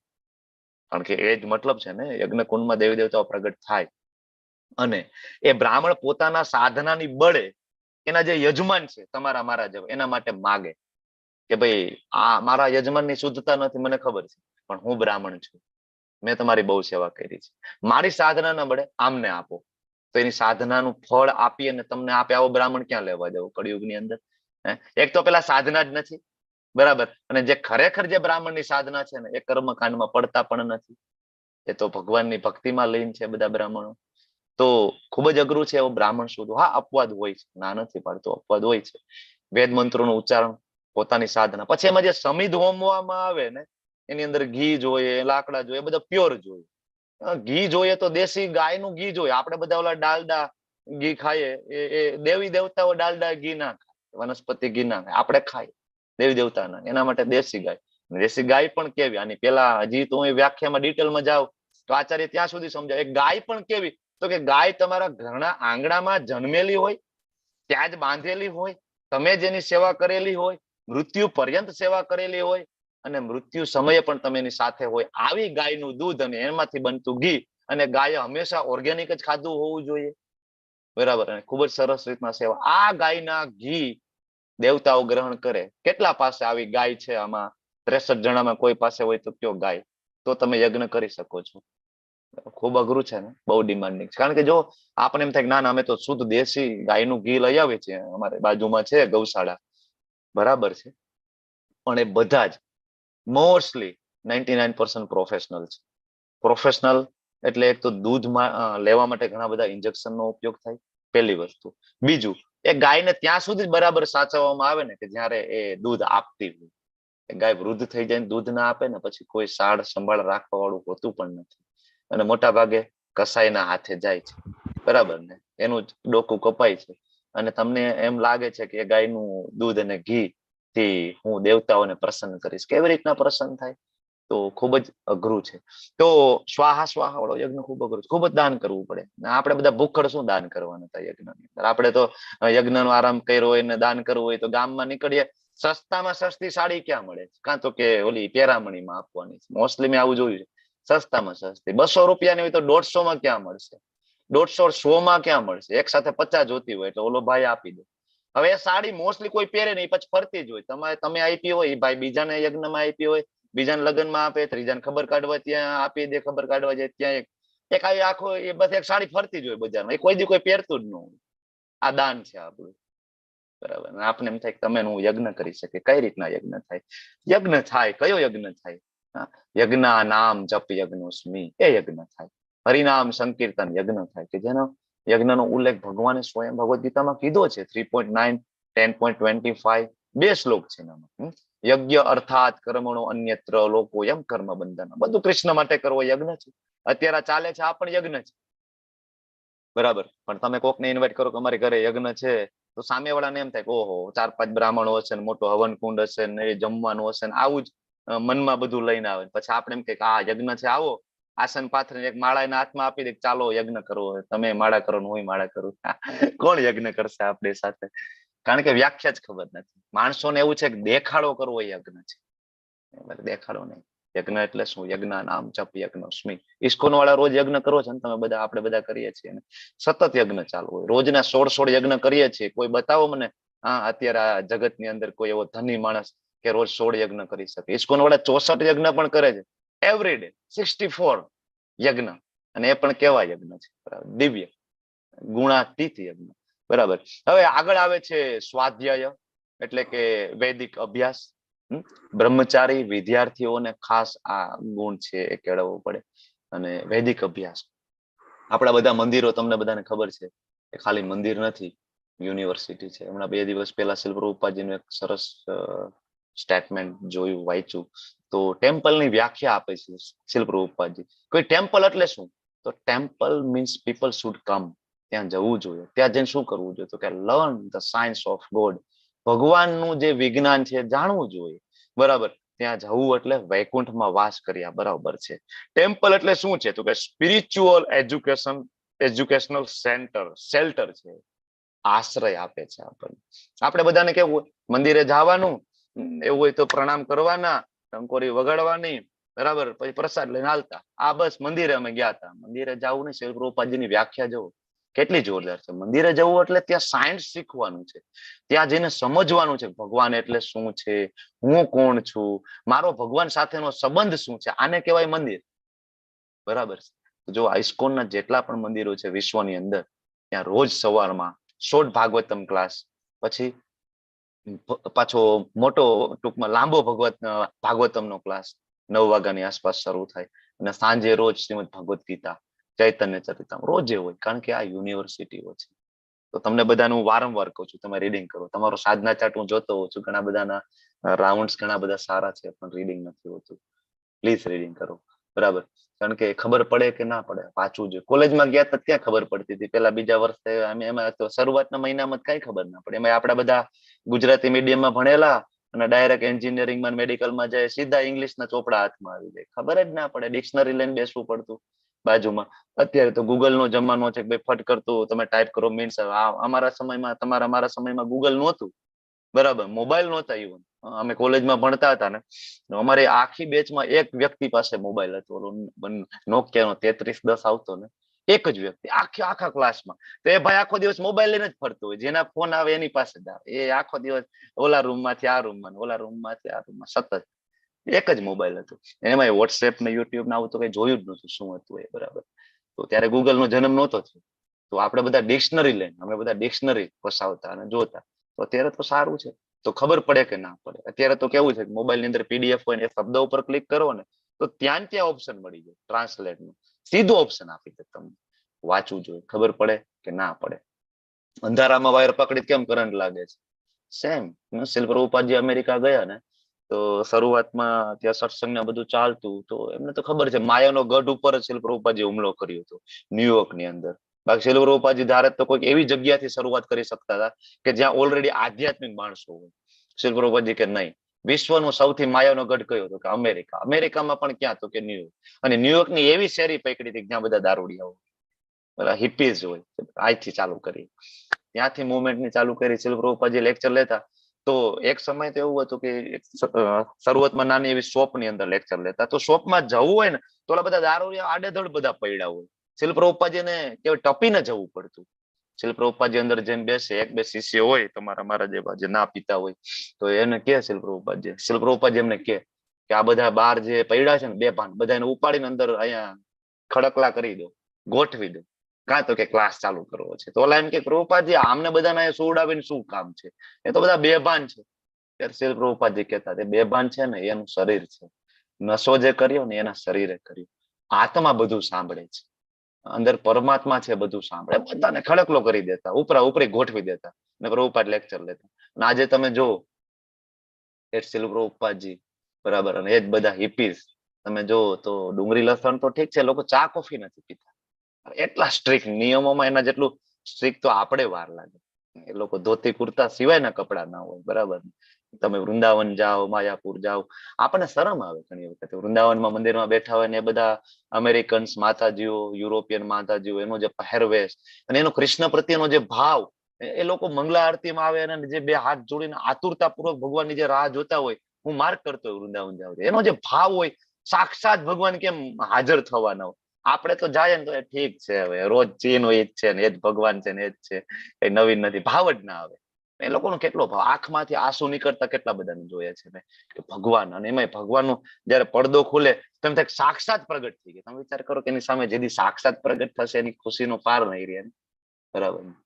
ભાવ, આપણે તો ભાવ જ નથી આવતો, આવશે ધીમે ધીમે ધીમે ધીમે જેમ જેમ જોબ કરીશું આપણને પણ આવશે એ ભાવ આવશે. આગળ છે તપ, તપશ્ચર્યા. તપ કરવું જોઈએ, એકાદશી હમણાં આવશે બરાબર, તો જેવું તપ થાય એવું કરવું જોઈએ. નિર્જલા બેસ્ટ, ના થાય તો સજલા, ના થાય સફળા બરાબર. શાસ્ત્રમાં લખ્યું છે કે ઉપવાસનો અર્થ એ નથી કે સ્ટારવેશન એટલે કે ભૂખ્યા રહેવું, એ અર્થ નથી. ઉપવાસનો એ અર્થ છે કે ભગવાનમાં એટલા લીન થઈ જાવ ને કે ખાવા પીવાનું યાદ ના આવે. એનો અર્થ આ છે. એવું નથી ના ના આજ તો ભાઈ હું આખો દિવસ ખાધું છે, નબળાઈ આવી ગઈ છે બરાબર, આવું નહીં બરાબર. તમને જો આખો દિવસ ખાવાનું યાદ આવતું હોય તો તમે ફ્રૂટ ખાઈ લો, તમે ખાઈને જપ કરો. મૂળ મુદ્દો કરવાનો છે ભગવાનના નામનો જપ, આ મેઇન છે, પર્પઝ આ છે. પર્પઝ એ નથી ભૂખ્યા રહેવું, સ્ટારવેશન પર્પઝ નથી ઉપવાસનો. પણ તપ કરવું જોઈએ, જેટલું થાય એટલું કરવું જોઈએ. શરીરથી તપ થઈ જાય એકાદશીમાં, મનથી તપ થઈ જાય જપ કરવો એટલે, વાણીથી તપ થઈ જાય કીર્તન બરાબર, અને સંયમ રાખે વાણી. તો આ બધું જરૂરી છે તપ. અને એક સમય છે ને વાનપ્રસ્થની તૈયારી કરવી જોઈએ. મેં હમણાં કીધું આપણે તો ગૃહસ્થાશ્રમ કોઈ દી છોડતા જ નથી. 80 વર્ષના કદાચ આયુષ્ય થાય ને તો આપણે મારી પત્ની ને મારા બાળકો નીકળતા જ નથી આપણે આની અંદરથી. તો યાદ રાખવું જોઈએ કે જીવનના 4 વિભાગ છે. તમે વિચાર કરો કે યુધિષ્ઠિર મહારાજ, પરીક્ષિત મહારાજ, ભરત રાજા, અને આ શ્રીમદ ભાગવતમ સ્કંદ પહેલામાં આખો એક અધ્યાય છે પાંડવોની સમયસર નિવૃત્તિ. હું જયારે આ વાંચું ત્યારે મને એમ થાય કે આપણે કેદી નિવૃત્તિ લઈશું. પાંડવો તો આવડું મોટું રાજ્ય છોડીને સમયસર નિવૃત્તિ લઈ લીધી. આપણે તો વિચાર જ નથી આવતો નિવૃત્તિનો. ઇવન મેં એવા માણસો જોયા છે ગવર્મેન્ટ જોબ કરતા રિટાયર્ડ થઈ જાય તો બીજે ક્યાંક જોબ કરવા માંડે. 58 વર્ષે ત્યાં રિટાયર્ડ થયા ફરીથી જોબ લાગ. કા ઘરે બેઠા બેઠા શું કરવું? અરે ભાઈ જોબ કરો, ભગવાનના નામનો જપ કરો, પૈસા છે ને તમારી પાસે, ધામ વાસ કરો. અત્યારે ધામ વાસ નહીં કરો તો ક્યારે વાસ કરશો? વૃંદાવનમાં જાઓ, દ્વારિકામાં જાઓ, જગન્નાથપુરીમાં જાઓ, માયાપુરમાં જાઓ, મહિનો 2 મહિના રોકાવ. આના માટે તો તમે બરાબર જે ધન એકઠું કર્યું છે, પણ ત્યારે ધન જ કમાતા હોય, છેલ્લે મૃત્યુના છેલ્લા સમય સુધી પૈસા પૈસા પૈસા બરાબર. બહુ જરૂરી છે તપ કરવું જોઈએ, 4 નિયમોનું પાલન કરવું જોઈએ. શીલ પ્રભુપાદજી 4 નિયમ આપે છે ને, કયા 4 નિયમ છે બોલી જાઓ? દારૂ નહીં પીવો, નશો નહીં કરવો, જુગાર નહીં રમવો અને વ્યભિચાર નહીં. હા, એક રહી ગયું, દારૂ અને નશો 2 એક થઈ ગયું. માંસાહાર નહીં કરવો, વ્યસન નહીં કરવું, વ્યભિચાર નહીં કરવો અને જુગાર નહીં રમવું. અને જુગાર નહીં રમવો. નો meat eating, no gambling, no intoxication and no illicit sex. 4 નિયમો છે. અને ધર્મના 4 સ્તંભ છે: દયા, સત્ય, તપ, પવિત્રતા. તો આ 4 નિયમો શું કહે? શીલ પ્રભુપાદજી પોતાના ખિસ્સામાંથી આપણને આપ્યા છે? ના હું કહું છું આ પાલન કરો? નહીં, શાસ્ત્રમાં ઉલ્લેખ છે કે ધર્મના જે 4 સ્તંભ છે, આ જે 4 સ્તંભ છે એમાં દયા. તમે મીટ ઇટિંગ કરો તો દયા તમારી ખત્મ થઈ જાય. માંસમાં તમે તો કુકડા કાપીને ખાવાના હોય, તેમાં દયાનો ક્યાં પ્રશ્ન રહેવાનો? બકરા કાપીને ખાવ તો દયા પૂરી. સત્ય, ગેમ્બલિંગમાં સત્ય ક્યાં આવે? જુગારની અંદર બરાબર છે. તો સત્ય જેવું કઈ નથી હોતું. સત્ય ધ્વંસ પછી તપ, ઇન્ટોક્સિકેશન તમે કરો છો, ચરસ ગાંજો ફૂકવું છે, એમાં તપશ્ચર્યા જેવું ક્યાં રહે છે? હા, તો ત્રીજો સ્તંભ પણ દ્વંસ, અને ચોથો સ્તંભ છે પવિત્રતા. તો વ્યભિચાર કરો એમાં પવિત્રતા ક્યાં છે? લગ્નેતર સંબંધો રાખવો તો ક્યાં પવિત્રતા છે એની અંદર? તો આ 4 સ્તંભ છે, બરાબર, 4 સ્તંભ છે, એનો નાશ થઈ જાય જો તમે 4 નિયમોનું પાલન ના કરો તો. અને આગળ છે આર્જવમ. આર્જવમ એટલે કે સાદાઈ, ડુપ્લિસિટી નહીં. મન, વાણી, વ્યવહાર, આચાર આ બધામાં ફરક ના હોય. જેવું મારા મનમાં હોય ને એવું મારા આચરણમાં હોય, એવું મારું પ્રેક્ટિકલ લાઈફમાં હોવું જોઈએ, બરાબર. સિમ્પ્લિસિટી, આર્જવમ એટલે સાદાઈ. ભક્તિ સિદ્ધાંત સરસ્વતી મહારાજ કહે છે કે સિમ્પ્લિસિટી ઇઝ વૈષ્ણવિઝમ. વૈષ્ણવ એટલે શું? સિમ્પ્લિસિટી. વોર્ડરોબ ને બને એટલો નાનો બનાવવાનો. આચાર્ય એમ કે છે આપણે વોર્ડરોબ મોટો બનાવીએ. વોર્ડરોબ મોટો બનાવવો એટલે ખબર છે ને, બહાર જઈએ ને આ શોપિંગ ને ઓલો કુર્તો ને આ શોપિંગ ને ઓલો કુર્તો, આ શર્ટ ને ઓલો જીન્સ ને ઓલો જીન્સ ને. સાદાઈ, સિમ્પ્લિસિટી ઇઝ વૈષ્ણવિઝમ, બરાબર ને. સરળ હશે એ ભક્તિમાં તરત વળશે. બાકી જે કોમ્પ્લિકેટેડ છે ને 17 વિચાર આવશે, કેટલાય તર્ક વિતર્ક કરશે ને છેલ્લે પછી ક્યાંય જઈને ફસાઈ જશે. અને આ ગુણ છે ને માતાજીઓમાં હોય છે, સરળતા. એને તમે કયો કૃષ્ણ ભગવાન છે અને આ શાસ્ત્ર રેફરન્સ છે, તરત માની લો. પ્રભુજીમાં બહુ અઘરું પડે છે, બરાબર. એને ગળે ઉતરતા બહુ ટાઈમ લાગે છે. પછી આગળ આવે અહિંસા. અહિંસામાં હિંસાની 2 વ્યાખ્યા શીલ પ્રભુપાદજી આપે છે. એક તો કોઈ જીવની હિંસા કરીએ, કાપીને ખાઈએ, જીભની તુષ્ટિ માટે કે કાપીને ખાઈએ તો એને હિંસા કહેવાય, બરાબર.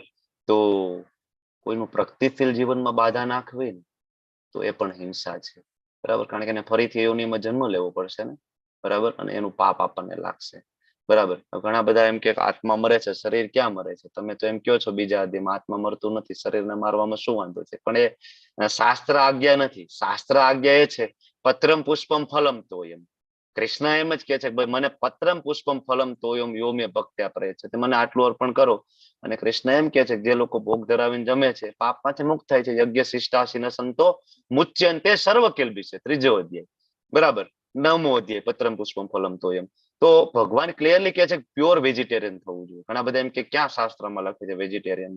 ક્લિયર કટ છે, મને ભોગ લગાડો. 3જા અધ્યાયમાં કહે છે કે મને ધરાવીને જમો. તો આનો મતલબ એવો થયો કે પત્ર પુષ્પમ ફલમ તો એમ 4 જ વસ્તુ ભગવાનને ભોગ લાગે છે. તો પત્રની અંદર બધું વેજીટેબલ્સ બધું આવી જાય, બરાબર. પુષ્પની અંદર બધા પ્રકારના ફૂલ આવી જાય, અને ફલમ બધા પ્રકારના ફ્રૂટ્સ આવી જાય એની અંદર. તોયમ એટલે જળ આવી જાય, નારિયેળ પાણી આવી જાય, મોસંબીનું જ્યુસ, નેચરલ જ્યુસ બધા આવી જાય. તો આપણે પણ આટલું જ લેવાનું છે. આમાં ક્યાંય થમ્સઅપ પેપ્સી આવતું નથી, આમાં ક્યાંય માંસાહાર આવતો નથી, આમાં ક્યાંય ઈંડા નથી આવતા. ભગવાને કીધું છે કે ભાઈ મને કુકડો અર્પણ કરો. જો એને કીધું હોત તો આપણે અર્પણ કરે ને આપણે પણ ખાય, પણ કીધું નથી, ભગવાને કહ્યું નથી. ભગવાને કીધું પત્રમ પુષ્પમ ફલમ તોયમ, બરાબર. પ્યોર વેજીટેરિયન, ઇન્દ્રિય તૃપ્તિ માટે નહીં, બરાબર. તો અહિંસા.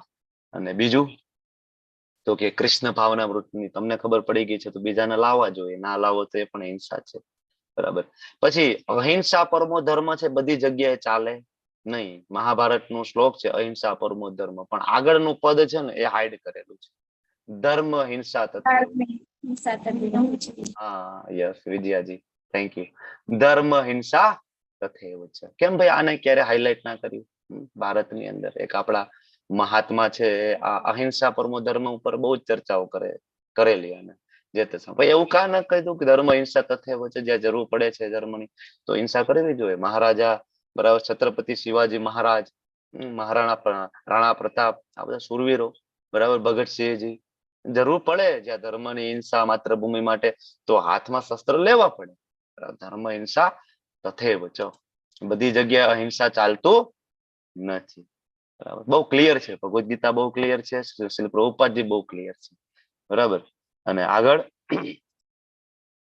11મી ક્વોલિટીઝમાં આગળ વધીએ. સત્યતા, સત્યમ.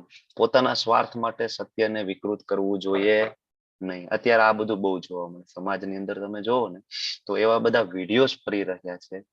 અમુક નામ હું નથી આપતો, કઈક પોતાનું નામ આચાર્ય આપી દે, પોતાનું નામ સદગુરુ આપી દે, અમુક એક આખો સંપ્રદાય ચાલી રહ્યો છે, બરાબર. તો એવા બધા પ્રોપેગન્ડા ચલાવતા હોય ને કે ભગવદ ગીતાની આખે વિરુદ્ધમાં જ એનો આખો પ્રોપેગન્ડા ચાલતો હોય છે. ભગવાન તો નિરાકાર છે અને કૃષ્ણ ઐતિહાસિક પુરુષ છે ને, બરાબર. આવો ક્યાંય શાસ્ત્રમાં લખ્યું નથી વેજીટેરિયન હોવું જોઈએ, જે ઈચ્છા પડે એ ખાવું જોઈએ, ઈચ્છા પડે એવો ભોગ કરવો જોઈએ ને, અને આવા આવા રેફરન્સ શોધી આવે. તો હું તમને એમ કહું કે વેદોની અંદર તો પશુ બલિનો પણ ઉલ્લેખ છે. વેદોની અંદર, પુરાણોની અંદર બરાબર સત્વગુણ, રજોગુણ, તમોગુણ ત્રણેય પ્રકારની કેટેગરીના માણસો માટે છે. એનો મતલબ એવો નથી કે જે ઘોર તમોગુણી માટે છે આપણે ફોલો કરીએ. એ પ્રગતિશીલ તબક્કો છે કે એટલીસ્ટ તમોગુણ વાળા એને ફોલો કરે તો એ ધીમે ધીમે એને ખબર પડે કે રજોગુણ પણ છે, રજોગુણમાં જાય, રજોગુણમાંથી સત્વગુણમાં જાય. પ્રગતિશીલ સ્ટેજ છે. પણ તમે ને હું શું કામ તમોગુણમાં જઈએ? ઓલરેડી સનાતન ધર્મમાં આપણો જન્મ લીધો, ભારત ભૂમિ, ઋષિમુનિ ભૂમિ ઉપર આપણે જન્મ લીધો, બરાબર. શું કામ તમોગુણ ફોલો કરવો છે? શાસ્ત્રમાં બધું છે. ત્યાં યવનોનો પણ ઉલ્લેખ છે, મલેચ્છોનો પણ ઉલ્લેખ છે. તો આપણે એ બનવાનું છે? એ રેફરન્સ નથી લેવાના. આપણે રેફરન્સ છે સતોગુણના રેફરન્સ લેવાના છે. દેવી દેવતાઓની પૂજા પણ છે, બરાબર, બધું જ છે. આપણે શું કરવાનું છે જોવું જોઈએ. તો આ બધા ત્યાંથી રેફરન્સ લઈ આવે, બરાબર, અને એ સમાજની અંદર પ્રદર્શિત કરે. તો આવા માણસોની અધમથી અધમ ગતિ થશે કે સત્યને જે વિકૃત કરે છે. અને એટલા માટે બહુ જરૂરી છે શું? અધિકૃત ગુરુ પાસેથી સાંભળવું. કેટલા યુટ્યુબમાં વિડીયો અત્યારે ફોલો કરે, બરાબર, તમે બધા એને ફોલો પણ કરતા હશો, પણ તમે એને પૂછો કે ના એના ગુરુ મહારાજ કોણ છે, તો કે ના અમે પરંપરામાં નથી માનતા. સદગુરુ કરીને ઇંગ્લિશમાં લેક્ચર હોય છે, મોટા દાઢી વાળા બાબા છે, ઉપર પાઘડી પહેરે છે, નાચતા હોય છે, ઇંગ્લિશમાં લેક્ચર બધાને બહુ ગમે. યંગસ્ટરોને ઇંગ્લિશમાં કઈક બોલો ને એટલે બહુ ગમે. હા તો ઇંગ્લિશ, અરે ઇંગ્લિશ એક ભાષા છે. ઇંગ્લિશ એક ભાષા છે, જેમ ગુજરાતી છે, જેમ હિન્દી છે, એમ ઇંગ્લિશ છે, બરાબર. આપણી ઓલી મેન્ટાલિટી, અંગ્રેજો જતા રહ્યા ને, પણ આ બધાને હજી મુકતા ગયા છે. મેન્ટાલિટી એની એ રહી ગયા કે અંગ્રેજી હોય એટલે સારું. પણ તમે સમજો કે શું બોલી રહ્યા છે, બરાબર. બહુ જરૂરી છે. હવે એ જ બાબાને તમે લેક્ચર સાંભળો તો એમ કે છે કે મેં કોઈ દિવસ ભગવદ્ ગીતા નથી વાંચી, મેં વેદો નથી વાંચ્યા, પુરાણો નથી વાંચ્યા, અને પાછા છેલ્લે એમ કે છે ભગવદ્ ગીતા કોઈ દી વચાય પણ નહીં, એમાં ખોટું છે. અરે તે વાંચી જ નથી, તને કેમ ખબર ભગવદ્ ગીતામાં શું છે? તમે શાસ્ત્રો કોઈ દી ખોલી નથી જોયે તો શાસ્ત્રોની વિરુદ્ધમાં તમે કઈ રીતના બોલો છો? બરાબર છે. તો ચાલતું હોય છે. પછી અક્રોધ, ક્રોધ વિહીનતા. ક્રોધથી શું થાય? ક્રોધથી આપણી તપસ્યા છે ને નષ્ટ થઈ જાય. તમે જોજો, જે દિવસે ક્રોધ થયો હોય, કોઈ સાથે ઝઘડો થયો હોય ને, એ દિવસે ઠાકોરજીમાં મન ના લાગે, એ દિવસ માળા કરવામાં પણ મન નહીં લાગે, જપ પણ પૂરા નહીં થાય, 16 રાઉન્ડ કરતા કરતા રાતના 12 વાગી જશે, નહીં થાય. જે દિવસે ક્રોધ થયો હશે ને, માથાકૂટ થઈ હશે ને એ દિવસે. તો કંટ્રોલ કરવું જોઈએ, બરાબર. હવે આ તો ઠીક છે, જપની વાત થઈ, સ્પિરિચ્યુઅલ. પણ હું તમને એમનેમ ફાયદા કહું ને એઝ અ ડોક્ટર તરીકે, તો ક્રોધ કરવાથી જે સ્ટ્રેસ અને ડિપ્રેશન, આ બધી જે બીમારીઓ ના કારણે શરીરમાં એટલા બધી બીમારીઓ થાય છે, ulcerative colitis, Crohn's disease, depression, stress, માનસિક રોગો, કેટલા બધા રોગો થાય છે આપણા શરીરમાં. તો એવું હું એમ કહું છું કે સ્પિરિચ્યુઅલી અપલિફ્ટ ના થવું ને આ શરીરમાં સુખી રહેવું ને, તોય ક્રોધ ના કરવો જોઈએ, કંટ્રોલ કરવાની કોશિશ કરવી જોઈએ, બરાબર. હા, પણ કોઈ નવા ડિવોટીઝ ને સુધારવા માટે ક્યારેક ઠપકો આપવો પડે તો આપવું જોઈએ, કારણ કે એ તો ગુરુનો પ્રસાદ છે. શીલ પ્રભુપાદજીને પૂછતા હતા, બરાબર, કે ગુરુ મહારાજ કોઈ અમને બહુ ખીજાય તો શું કરવું જોઈએ? શીલ પ્રભુપાદજી કે હસવું જોઈએ. હસવું જોઈએ એટલે મતલબ એવું નહીં કે ભાઈ એનું અપમાન કરીએ, તો કે ખુશ થવું જોઈએ. શું ખુશ થવું જોઈએ? કેમ ભાઈ ઓલા ક્લિક થયું, ગુરુ મહારાજ ખીજાયમાં શું ખુશ થવું જોઈએ? શીલ પ્રભુપાદજી કહે છે કે આ વિશ્વની અંદર કેટલા એવા માણસો છે જે રોજ ભૂલ કરે છે, કેટલા ઢગલાબંધ અઢળક માણસો, કોઈને કઈ કહેવા પણ જાય છે, કોઈને સલાહ પણ દેવા જાય છે કે આમ કરવું જોઈએ ને આમ ના કરવું જોઈએ, નથી જતું ને. તમને એક સ્પિરિચ્યુઅલ માસ્ટર, એક 4 પરંપરામાં આવતા એક અધિકારી પુરુષ જો ઠપકો આપતા હોય ને, તો એવું સમજવું કે આ પ્રસાદ છે.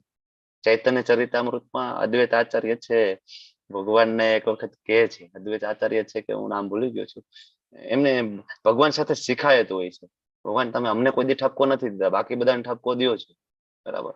તો આ ભક્તનો ભાવ છે, અને તો જ પ્રગતિ થાય. આપણો તો અભિમાન તરત આડો આવી જાય, મને કીધું કાલથી ક્લાસમાં નહીં આવવું. હવે પ્રભુજીને બોલવાની જ ખબર નથી પડતી, બરાબર. ધ્યાન રાખવું પડે આપણે, બરાબર.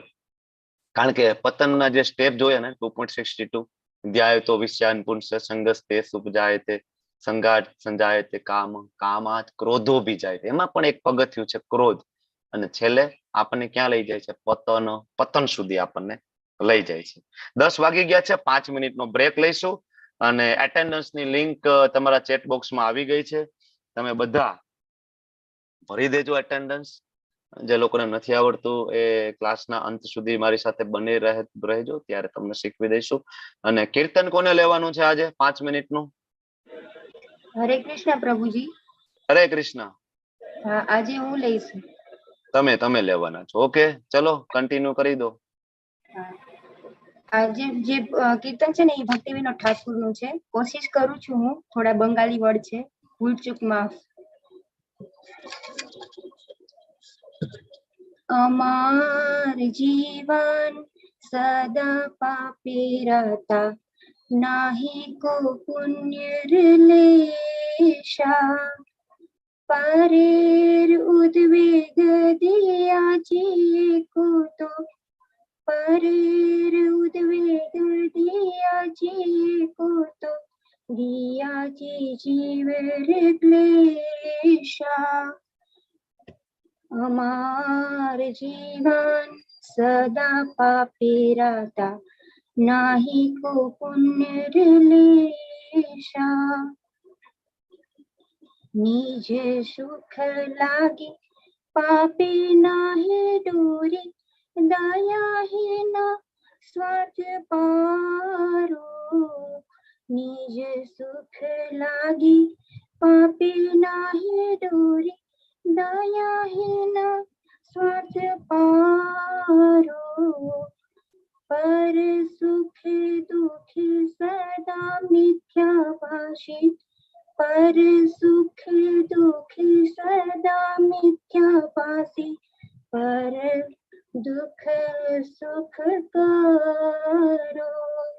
हमार जीवन सदा पापी रहता, नाही को पुण्य लेशा. अशेष कामना हृदय माझी मोरा, क्रोधे दांभ परायण. अशेष कामना हृदय माझी मोरा, क्रोधे दांभ परायण. मदमत्त सदा विषय मोहिता, मदमत्त सदा विषय मोहिता, हिंसा गर्व विभूषण. हमार जीवन सदा पापी रहता, नाही को पुण्य लेशा. निंद्रा आलस्य हता, सुकार्य विराट, अकारी उद्योगी आम्ही. निंद्रा आलस्य हता, सुकार्य विराट, अकारी उद्योगी आम्ही. प्रतिष्ठा लागिया सत्य आचरण, प्रतिष्ठा लागिया सत्य आचरण.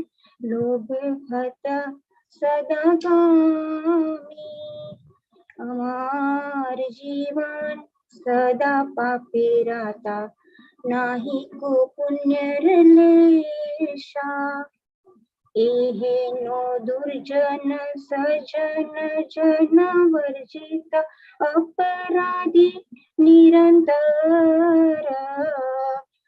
एहेनो दुर्जन सजन वर्जित, अपराधी निरंतर. शुभ कार्य शून्य सदा नर्थ मन, शुभ कार्य सदा नर्थ शून्य सदा नर्थ मन. नाना दुखे जरा जरा, हमार जीवन सदा पापी रहता, नाही को पुण्य लेशा. हरे कृष्ण प्रभु जी.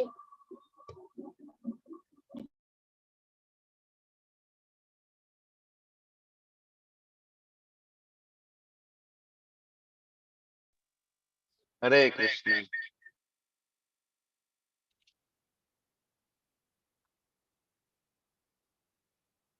હરે કૃષ્ણ. અવાજ આવે છે? હા પ્રભુજી. હા પ્રભુ. થેન્ક યુ કૌશિકા માતાજી. ખૂબ જ સરસ, ખૂબ ભક્તિવિનોદ ઠાકુરજીનું ખૂબ સરસ ભજન છે. મેં તમારી સામે લિરિક્સ શેર કરેલા હતા. ખૂબ સરસ ભજન છે, શબ્દ પણ ખૂબ સરસ છે. થેન્ક યુ પ્રભુજી, કોશિશ કરી હતી. ના ના, સરસ છે, સરસ છે, શબ્દ પણ સરસ છે અને મને રાગ પણ ખૂબ સરસ ગમે છે. છે આ વર્ડ. હા, ખૂબ સરસ છે. અર્થ બી થેન્ક સરસ. યુ. હા, થેન્ક યુ માતા, થેન્ક યુ સો મચ. શરૂઆત કરીશું આપણે જ્યાંથી બ્રેક લીધો હતો ત્યાંથી.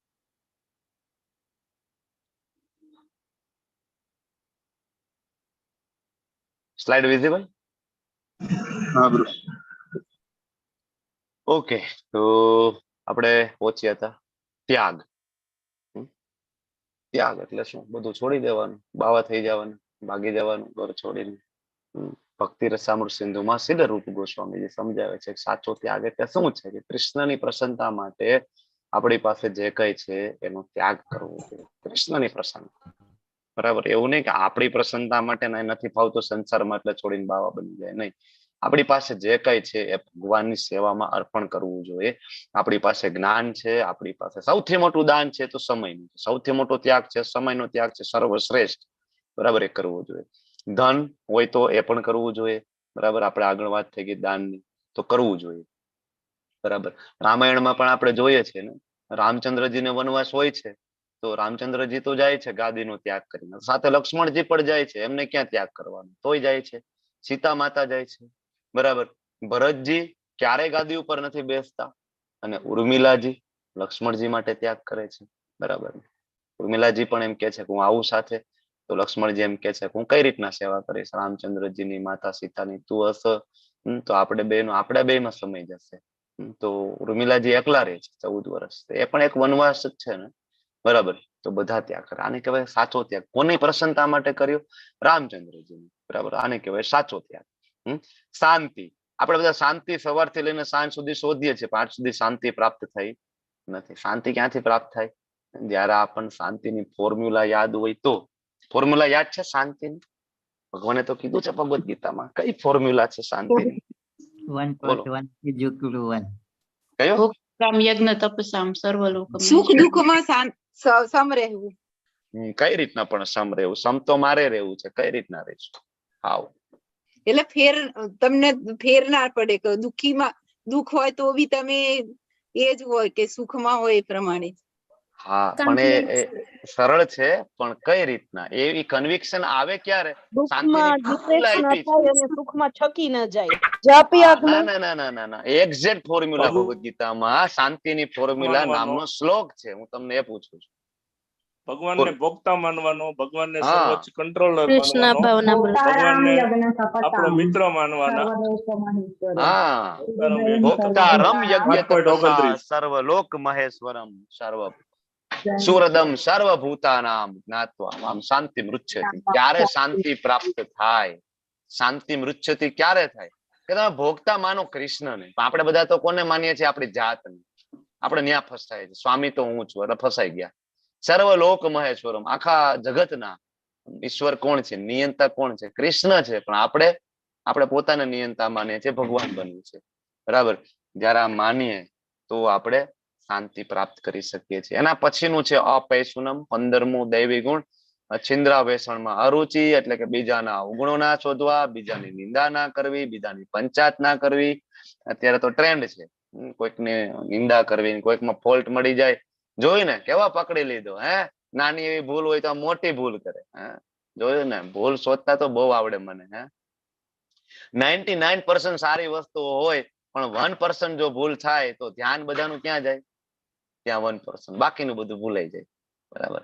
મનનો સ્વભાવ આપણો બની ગયો છે, આપણે એ વાતાવરણમાં રહીએ છીએ ને, તો સારું જોવાની ટેવ પાડવી જોઈએ હંમેશા, બરાબર?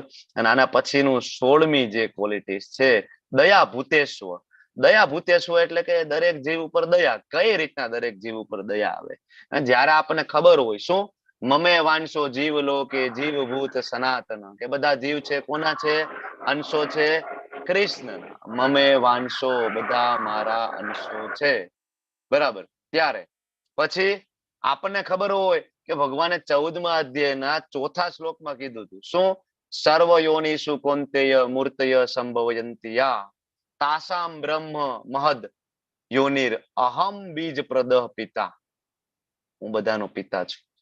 જો ખબર પડે કે 84 લાખના પિતા તો એક જ છે, બોડી લેવલ થી ભલે જુદું લાગે આપણને, પણ બધાના પિતા એક છે. ત્યારે દયા આવે અંદર, ત્યારે આપણે મંદિરમાં બેઠા હોય ને આજુબાજુમાં કીડી મકોડા આટા મારતા હોય ને તો એના ઉપર દયા આવે આપણને. ત્યારે ક્યારે આપણને, બરાબર, કારણ કે ખબર પડે મમે વાંચો જીવ લો કે જીવ ભૂત સનાતન.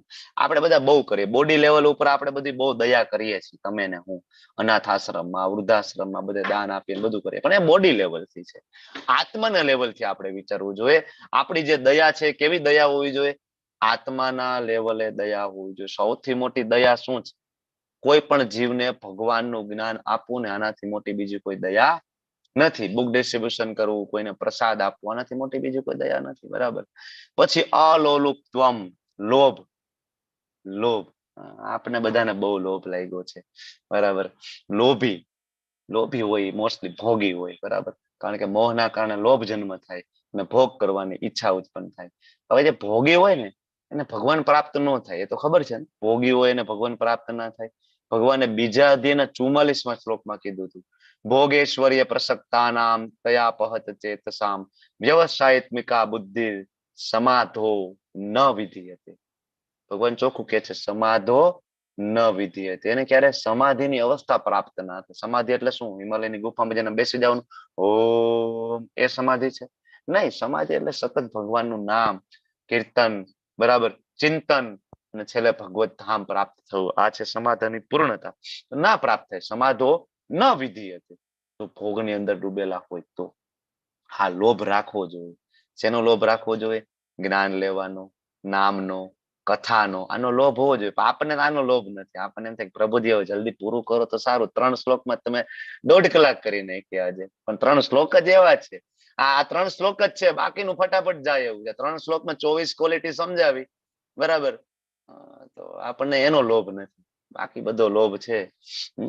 અર્જુન કહે છે ને, ભગવાન મને સંતોષ નથી થતો, મારે હજી વધુમાં વધુ સાંભળવું છે. વિભૂતિ યોગમાં કહે છે ને, બરાબર, શ્રીમદ ભાગવતમાં કહે છે, બરાબર. તો આ લોભ હોવો જોઈએ. પછી આવે છે ગુણ માર્દવ. માર્દવ એટલે સૌમ્યતા, પોલાઇટનેસ, બરાબર, પોલાઇટનેસ. તમામ જીવ સાથે મિત્રતા હોય, સૌમ્ય સ્વભાવ હોય, કોઈ ભેદભાવ નહીં. તમે ઇસ્કોનના મંદિરમાં જાઓ, તમને ખબર ના પડે ને કોણ હિન્દુ છે ને કોણ છે આમાં દલિત છે ને કોણ હરિજન છે ને કોણ પટેલ છે ને કોઈ દી ખ્યાલ આવ્યો આજ સુધી? ખબર જ નહીં પડે તમને. એવું નહીં છૂવાછૂત છે, નામ છે ને તેમ છે ને એવું કઈ હોતું નથી. કારણ કે ભગવાને છૂવાછૂત આપ્યું નથી. ભગવાને જાતિ મુજબ વર્ણ વ્યવસ્થા નથી આપેલી. એ તો આપણે એનું અભ્રંશ કરીને, તો માર્દવમ, સૌમ્યતા હોય ને તો જ આ વસ્તુ થાય, બાકી ના થાય. બરાબર. અને પછી જે હીર એટલે કે લજ્જા. ખરાબ કામ કરવામાં લજ્જા આવી જોઈએ, શરમ આવી જોઈએ. શરમ છે એ ઘરેણું છે સ્ત્રીઓને. ખાલી સ્ત્રીઓને લાગુ પડે એવું નહીં, પુરુષોને સેમ લાગુ પડે, બરાબર. પણ અત્યારનું કલ્ચર કેવું છે? અત્યારનું કલ્ચર તો પશુ જેવું છે. પશુને બિલકુલ શરમ નથી આવતી. શેરી ગલીઓમાં કૂતરાઓને બિલકુલ શરમ નથી આવતી, બરાબર. એમ અત્યારની પેઢી છે એ મોડર્ન જીવનના નામે અશ્લીલતા શીખડાવી રહી છે, અને અશ્લીલતા સમાજની અંદર પીરસી રહી છે. વિચાર કરો કે પ્રી વેડિંગ શૂટ, ફોટોશૂટ તમે નામ સાંભળ્યું હશે. હવે તો લગ્ન પહેલા, આપણા વખતે તો લગ્નમાં માન એ પપ્પાને કેવું પડતું, ત્યારે માન ભેગું થતું લગ્નમાં મીડિયા વાળાનું. હવે તો આ બધા પ્રી વેડિંગ ફોટોશૂટ કરે. બોલો, લગ્ન પહેલા એ ફરવા જાય, ત્યાં સાથે રહેતા હોય, બરાબર, અને પછી બધું ફોટોશૂટ થાય અને એ બધા આવે ને બતાવે.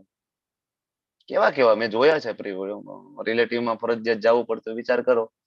હવે અને આનાથી હજી એક સ્ટેપ આગળ વધીએ ને તો હવે તો પ્રેગ્નેન્ટ લેડીનું ફોટો સેશન આવે. વિચાર કરો, સીમંત વિધિ હોય, બરાબર, અને ગર્ભમાં બાળક હોય, મોટું પેટ હોય, માણસો આના ફોટો પાડી અને ફેસબુકમાં, વોટ્સએપમાં અને સ્ટેટસ રાખતા હોય. તો શું બતાવવા માંગો સમાજને? વિચાર તો કરો. જે તમારા ઘરની લક્ષ્મી છે, જે તમારું ઘરેણું છે, એને તમે શું ઈચ્છો છો કે એનું બેબી બમ્પ છે આ આખો સમાજ જોવે? એનું પેટ છે. મૂર્ખાઓ છે, બરાબર. અને આપણે કોનો ફોલો કરીએ છીએ? બોલિવૂડને ફોલો કરીએ છીએ. એ બધા આપણને આવું શીખડાવે છે. સનાતન ધર્મનું કઈ રીતના પતન થાય. હવે આવી બધી ચર્ચા કરીએ તો એમને પ્રભુજી આ તો પર્સનલ છે, આઝાદી જેવું તો કઈક હોવું જોઈએ ને, કેવા કપડા પહેરવા ના પહેરવા, આ બધી ચર્ચા તમે કરશો? શાસ્ત્રમાં જે લખ્યું છે હું એ સમજાવું છું. બાકી બધા સ્વતંત્ર છીએ. આપણું ક્લોથિંગ એવું હોવું જોઈએ કે બીજાને ઇન્સ્પાયર્ડ કરી શકીએ. તમને એમ થાય કે અમે ટૂંકા કપડા પહેરીએ તો શું વાંધો છે, તમને શું પ્રોબ્લેમ છે? અરે પ્રોબ્લેમ સામેવાળી વ્યક્તિના મનમાં ક્રિએટ થાય. તમને એમ થાય કે તો એના મનનો પ્રોબ્લેમ છે. અરે પણ વિચાર કરો, વૈષ્ણવ દૂરથી આવતો હોય ને, ભક્તિ સિદ્ધાંત સરસ્વતી મહારાજ કહે છે કે વૈષ્ણવ કોને કહે? વૈષ્ણવ દૂરથી આવે ને, ધોતી કુર્તો તિલક હોય ને, તમારા મનની અંદર કૃષ્ણ રમે. બરાબર. વિચાર કરો, દૂરથી કોઈ ટૂંકા કપડા પહેરીને આવતું હોય તો મનની અંદર કોણ રમે? શું રમે? બહુ જરૂરી છે ને. શાસ્ત્ર આપણું જે કહે છે એને ફોલો કરવું જોઈએ. વૃંદાવનમાં જાઓ, માયાપુરમાં જાઓ તો માતાજીઓ કેટલા સુંદર કપડા પહેરેલા હોય, સરસ એકદમ સાડી, સરસ મજાના ગોપી ડ્રેસ પહેરેલો હોય. બધા પ્રભુજી ધોતી કુર્તો શીખા, બધા વૈષ્ણવની બધી જ ક્વોલિટી. બરાબર. આપણને એમ થાય, આપણને પોતાને શરમ આવે. તો આ કરવું જોઈએ. અને આગળ જોમ. જોમ એટલે કે તેજ. તેજ કોના માટે? ક્ષત્રિયો માટે. જરૂરી છે ને, નિર્બળનું રક્ષણ કરવું હોય તો ક્ષત્રિયો બળવાન હોવો જોઈએ. ક્ષત્રિયો ઈ પ્રજા રક્ષણમ શસ્ત્ર પ્રાણી પ્રદંડ. બરાબર. જરૂર પડે ત્યારે ક્ષત્રિયો ઉભા રહેવા જોઈએ. આર્મી છે, પોલીસ છે, ત્યાં અહિંસા પરમો ધર્મ ચાલે. એક વ્યક્તિ છે એમ કહેતા હતા કે અહિંસા પરમો ધર્મ, અહિંસા. આજુબાજુમાં 5 બોડીગાર્ડ એમની આજુબાજુ પાછા ફરતા હોય, ત્યાં અહિંસા પરમો ધર્મ ચાલે? ના ચાલે. ત્યાં જરૂરી છે, ત્યાં હિંસા પણ જરૂરી છે. જ્યાં તેજની જરૂર છે ત્યાં તેજની જરૂર છે. સજ્જન માણસ જીવી જ ના શકે. વિચાર કરો, આર્મી ને પોલીસ ને તમે સમાજમાંથી લઈ લો ને 1 કલાક પૂરતી, તો આ દેશની અંદર કોઈ સજ્જનો જીવી ના શકે એવી હાલત થઈ જાય. ક્ષમા. શત્રુઓને જે મારી શકતા હોય ને એ સામે ક્ષમા પણ આપી શકતા હોવા જોઈએ. નાની નાની ભૂલો માફ કરવી જોઈએ. પહેલી વારની ભૂલ નાની એવી હોય તો માફ કરવી જોઈએ. પહેલાના રેકોર્ડ સારા હોય અને નાની એવી ભૂલ હોય તો માફ કરવી જોઈએ. ક્ષમા ગિફ્ટ કરવી જોઈએ. ક્ષમાથી શું થાય? આપણી પોતાની જાતને શાંતિ મળે. 23મો ગુણ છે ધૈર્ય. ધૈર્ય એટલે કે ધીરજના ફળ કેવા હોય?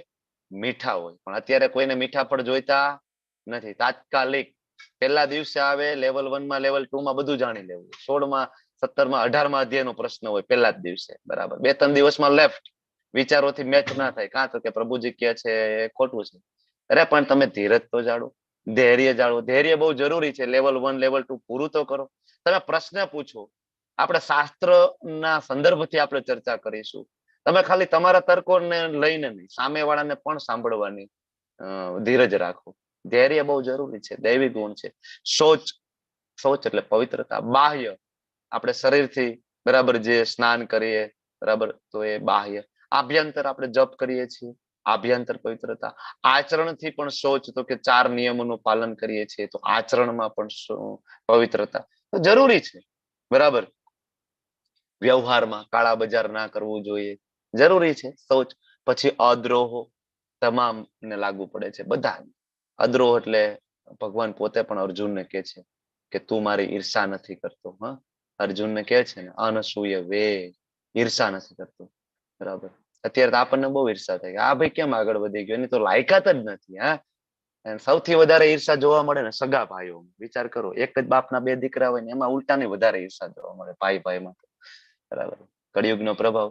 ફેમ, પાવર, જ્ઞાન, પોઝિશન, બધા નાનો ઘમંડ, ઈર્ષા. ઈર્ષા અને દ્વેષ વચ્ચે શું તફાવત છે? કોઈ કહેશે? ઈર્ષા અને દ્વેષ બે શબ્દ મળતા આવે. બેમાં આમ એક સરખું લાગે પણ પાતળો એવો ભેદ છે. ખબર છે કોઈને? હેન્ડ રેસ કરવો જોઈએ. ઈર્ષા અને દ્વેષનો તફાવત.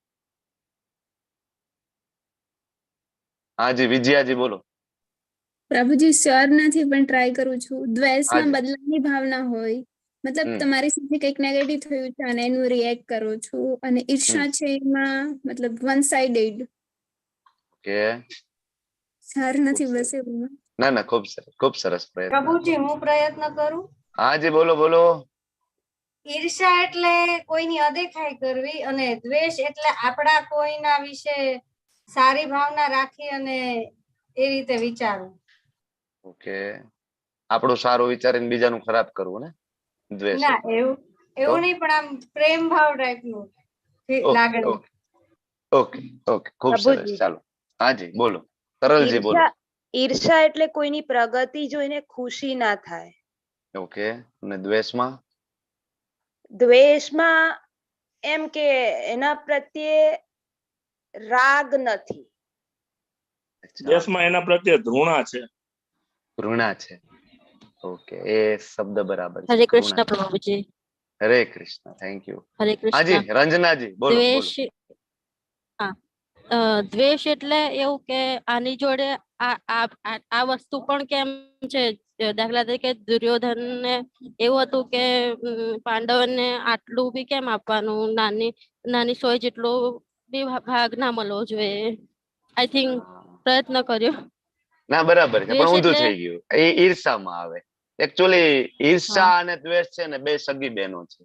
ઈર્ષા અને દ્વેષ છે બે સગી બહેનો છે, પણ ઈર્ષા છે ને દ્વેષની મોટી બેન છે, દ્વેષ છે નાની બેન છે. દ્વેષમાં કેવું છે કે સમજો કે મારી પાસે એક કાર છે અને સામેવાળા પાસે બે છે, તો મને એમ થાય કે આવું કેમ ભાઈ, એની પાસે બે કેમ, એની પાસે બે ના હોવી જોઈએ, ખોટું છે આ. અને જયારે ઈર્ષામાં કેવું છે, મારી પાસે બે છે, મારી પાસે 5 છે, તમારી પાસે એક જ છે, અને તોય મને એમ થાય કે તમારી પાસે એક પણ ના હોવી જોઈએ, તમારી પાસે એક પણ ના હોવી જોઈએ. તમે જે દુર્યોધન નું એક્ઝામ્પલ આપ્યું ને બરાબર છે. 11 અક્ષોની સેના હતી, સામેવાળા પાસે 7 પણ કેમ હોવી જ ના જોઈએ, બરાબર. આને ઈર્ષા કહેવાય. તો ઈર્ષા અને દ્વેષમાં પાતળી એવી રેખા છે, બરાબર. એકમાં વધારે છે અને સામેવાળા પાસે બિલકુલ ના હોવું જોઈએ, અને એકમાં આપણી પાસે એક છે સામેવાળા પાસે વધારે છે, બરાબર. તો આટલું કેમ, બરાબર. એટલે દ્વેષ છે નાની બેન છે, ઈર્ષા છે મોટી બેન છે.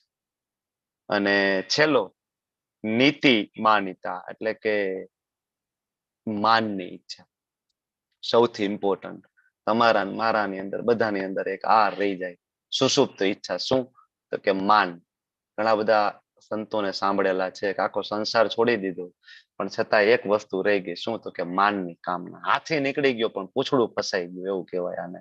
હાથી નીકળી ગયો, પત્ની છૂટી ગઈ, બાળકો છૂટી ગયા, સંપત્તિ છૂટી ગઈ, બધું, પણ છેલ્લે એક વસ્તુ રહી ગઈ. કઈ? તો કે માનની કામના. માન. કોઈ હાર ના પહેરાયો, પ્રવચનમાં કોઈ સ્ટેજ ઉપર ના બેસવા દીધો, કોઈ મારું માન ના જાળવું, બરાબર. અને આપણે પણ જો સમાજમાં જઈએ છીએ, ચાલે માન વગર સ્ટેજ ઉપર ના જઈએ, મેં આટલું બધું દાન આપ્યું છે, મારું કેમ નામ ના બોલ્યા, મારું કેમ નામ નથી તકતીની અંદર. સન્માનની આપણને બધાને બહુ કામના છે, બરાબર. પણ મહાપ્રભુ શિક્ષાષ્ટકમાં કે છે, તૃણાદપી સુનિચેન તરોરપી સહિષ્ણુના અમાનીના માન દેન કીર્તનીય સદા હરિ. માન આપવાનું, માનની કામના કરવાની નહીં, બરાબર. તો આ બધા દિવ્ય ગુણો છે અને દેવી પ્રકૃતિ વાળા દેવ તુલ્ય પુરુષોની અંદર આ બધા જોવા મળે છે, બરાબર. તો હવે દેવી ગુણોનું જોયું, અને હવે આપણે ચોથા શ્લોકની અંદર ભગવાન જે કે છે એ નરકનો રાજમાર્ગ કોઈએ જોયો છે?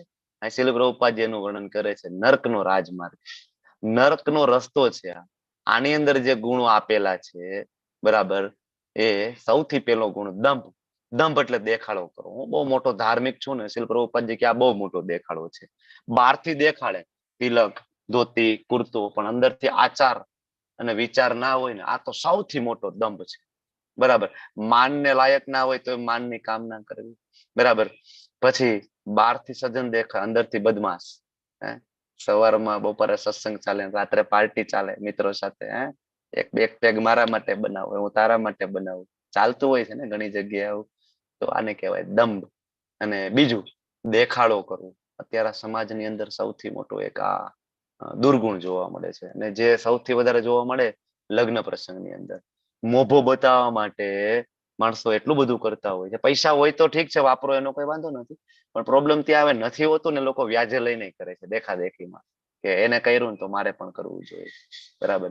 એ બાપની શું હાલત થાય વિચાર તો કરો. આખી જિંદગી નીકળી ગઈ વ્યાજ ભરવામાં, અને ક્યારેક પછી ના પૈસા ભરાય ને તો પંખાનો કયો હુક મજબૂત છે ને ગોતવો પડે, ક્યાં લટકી શકાય એમ છે. બજારમાં કઈ દવા એવી મળે છે જેમાં ઓછી કે પીડા સાથે મૃત્યુ થઈ શકે, સમાજમાં જોઈ રહ્યા છે.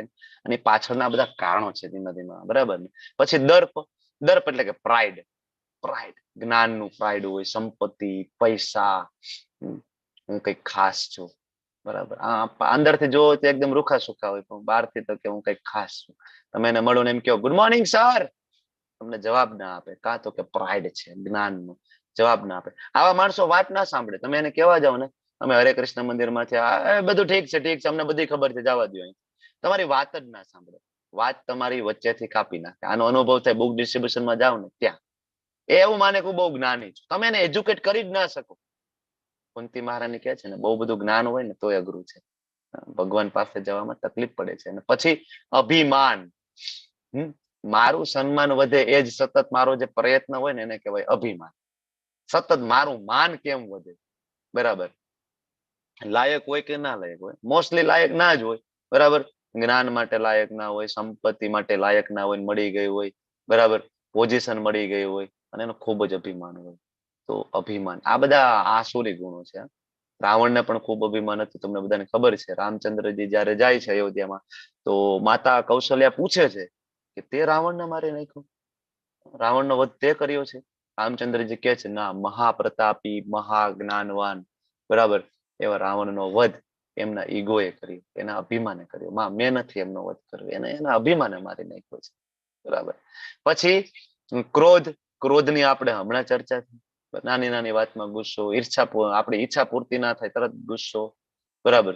પછી પારુષ્યમેવ ચ, પારુષ્યમ કઠોરતા, કઠોર, તામસિક વૃત્તિ, ક્રુઅલ્ટી.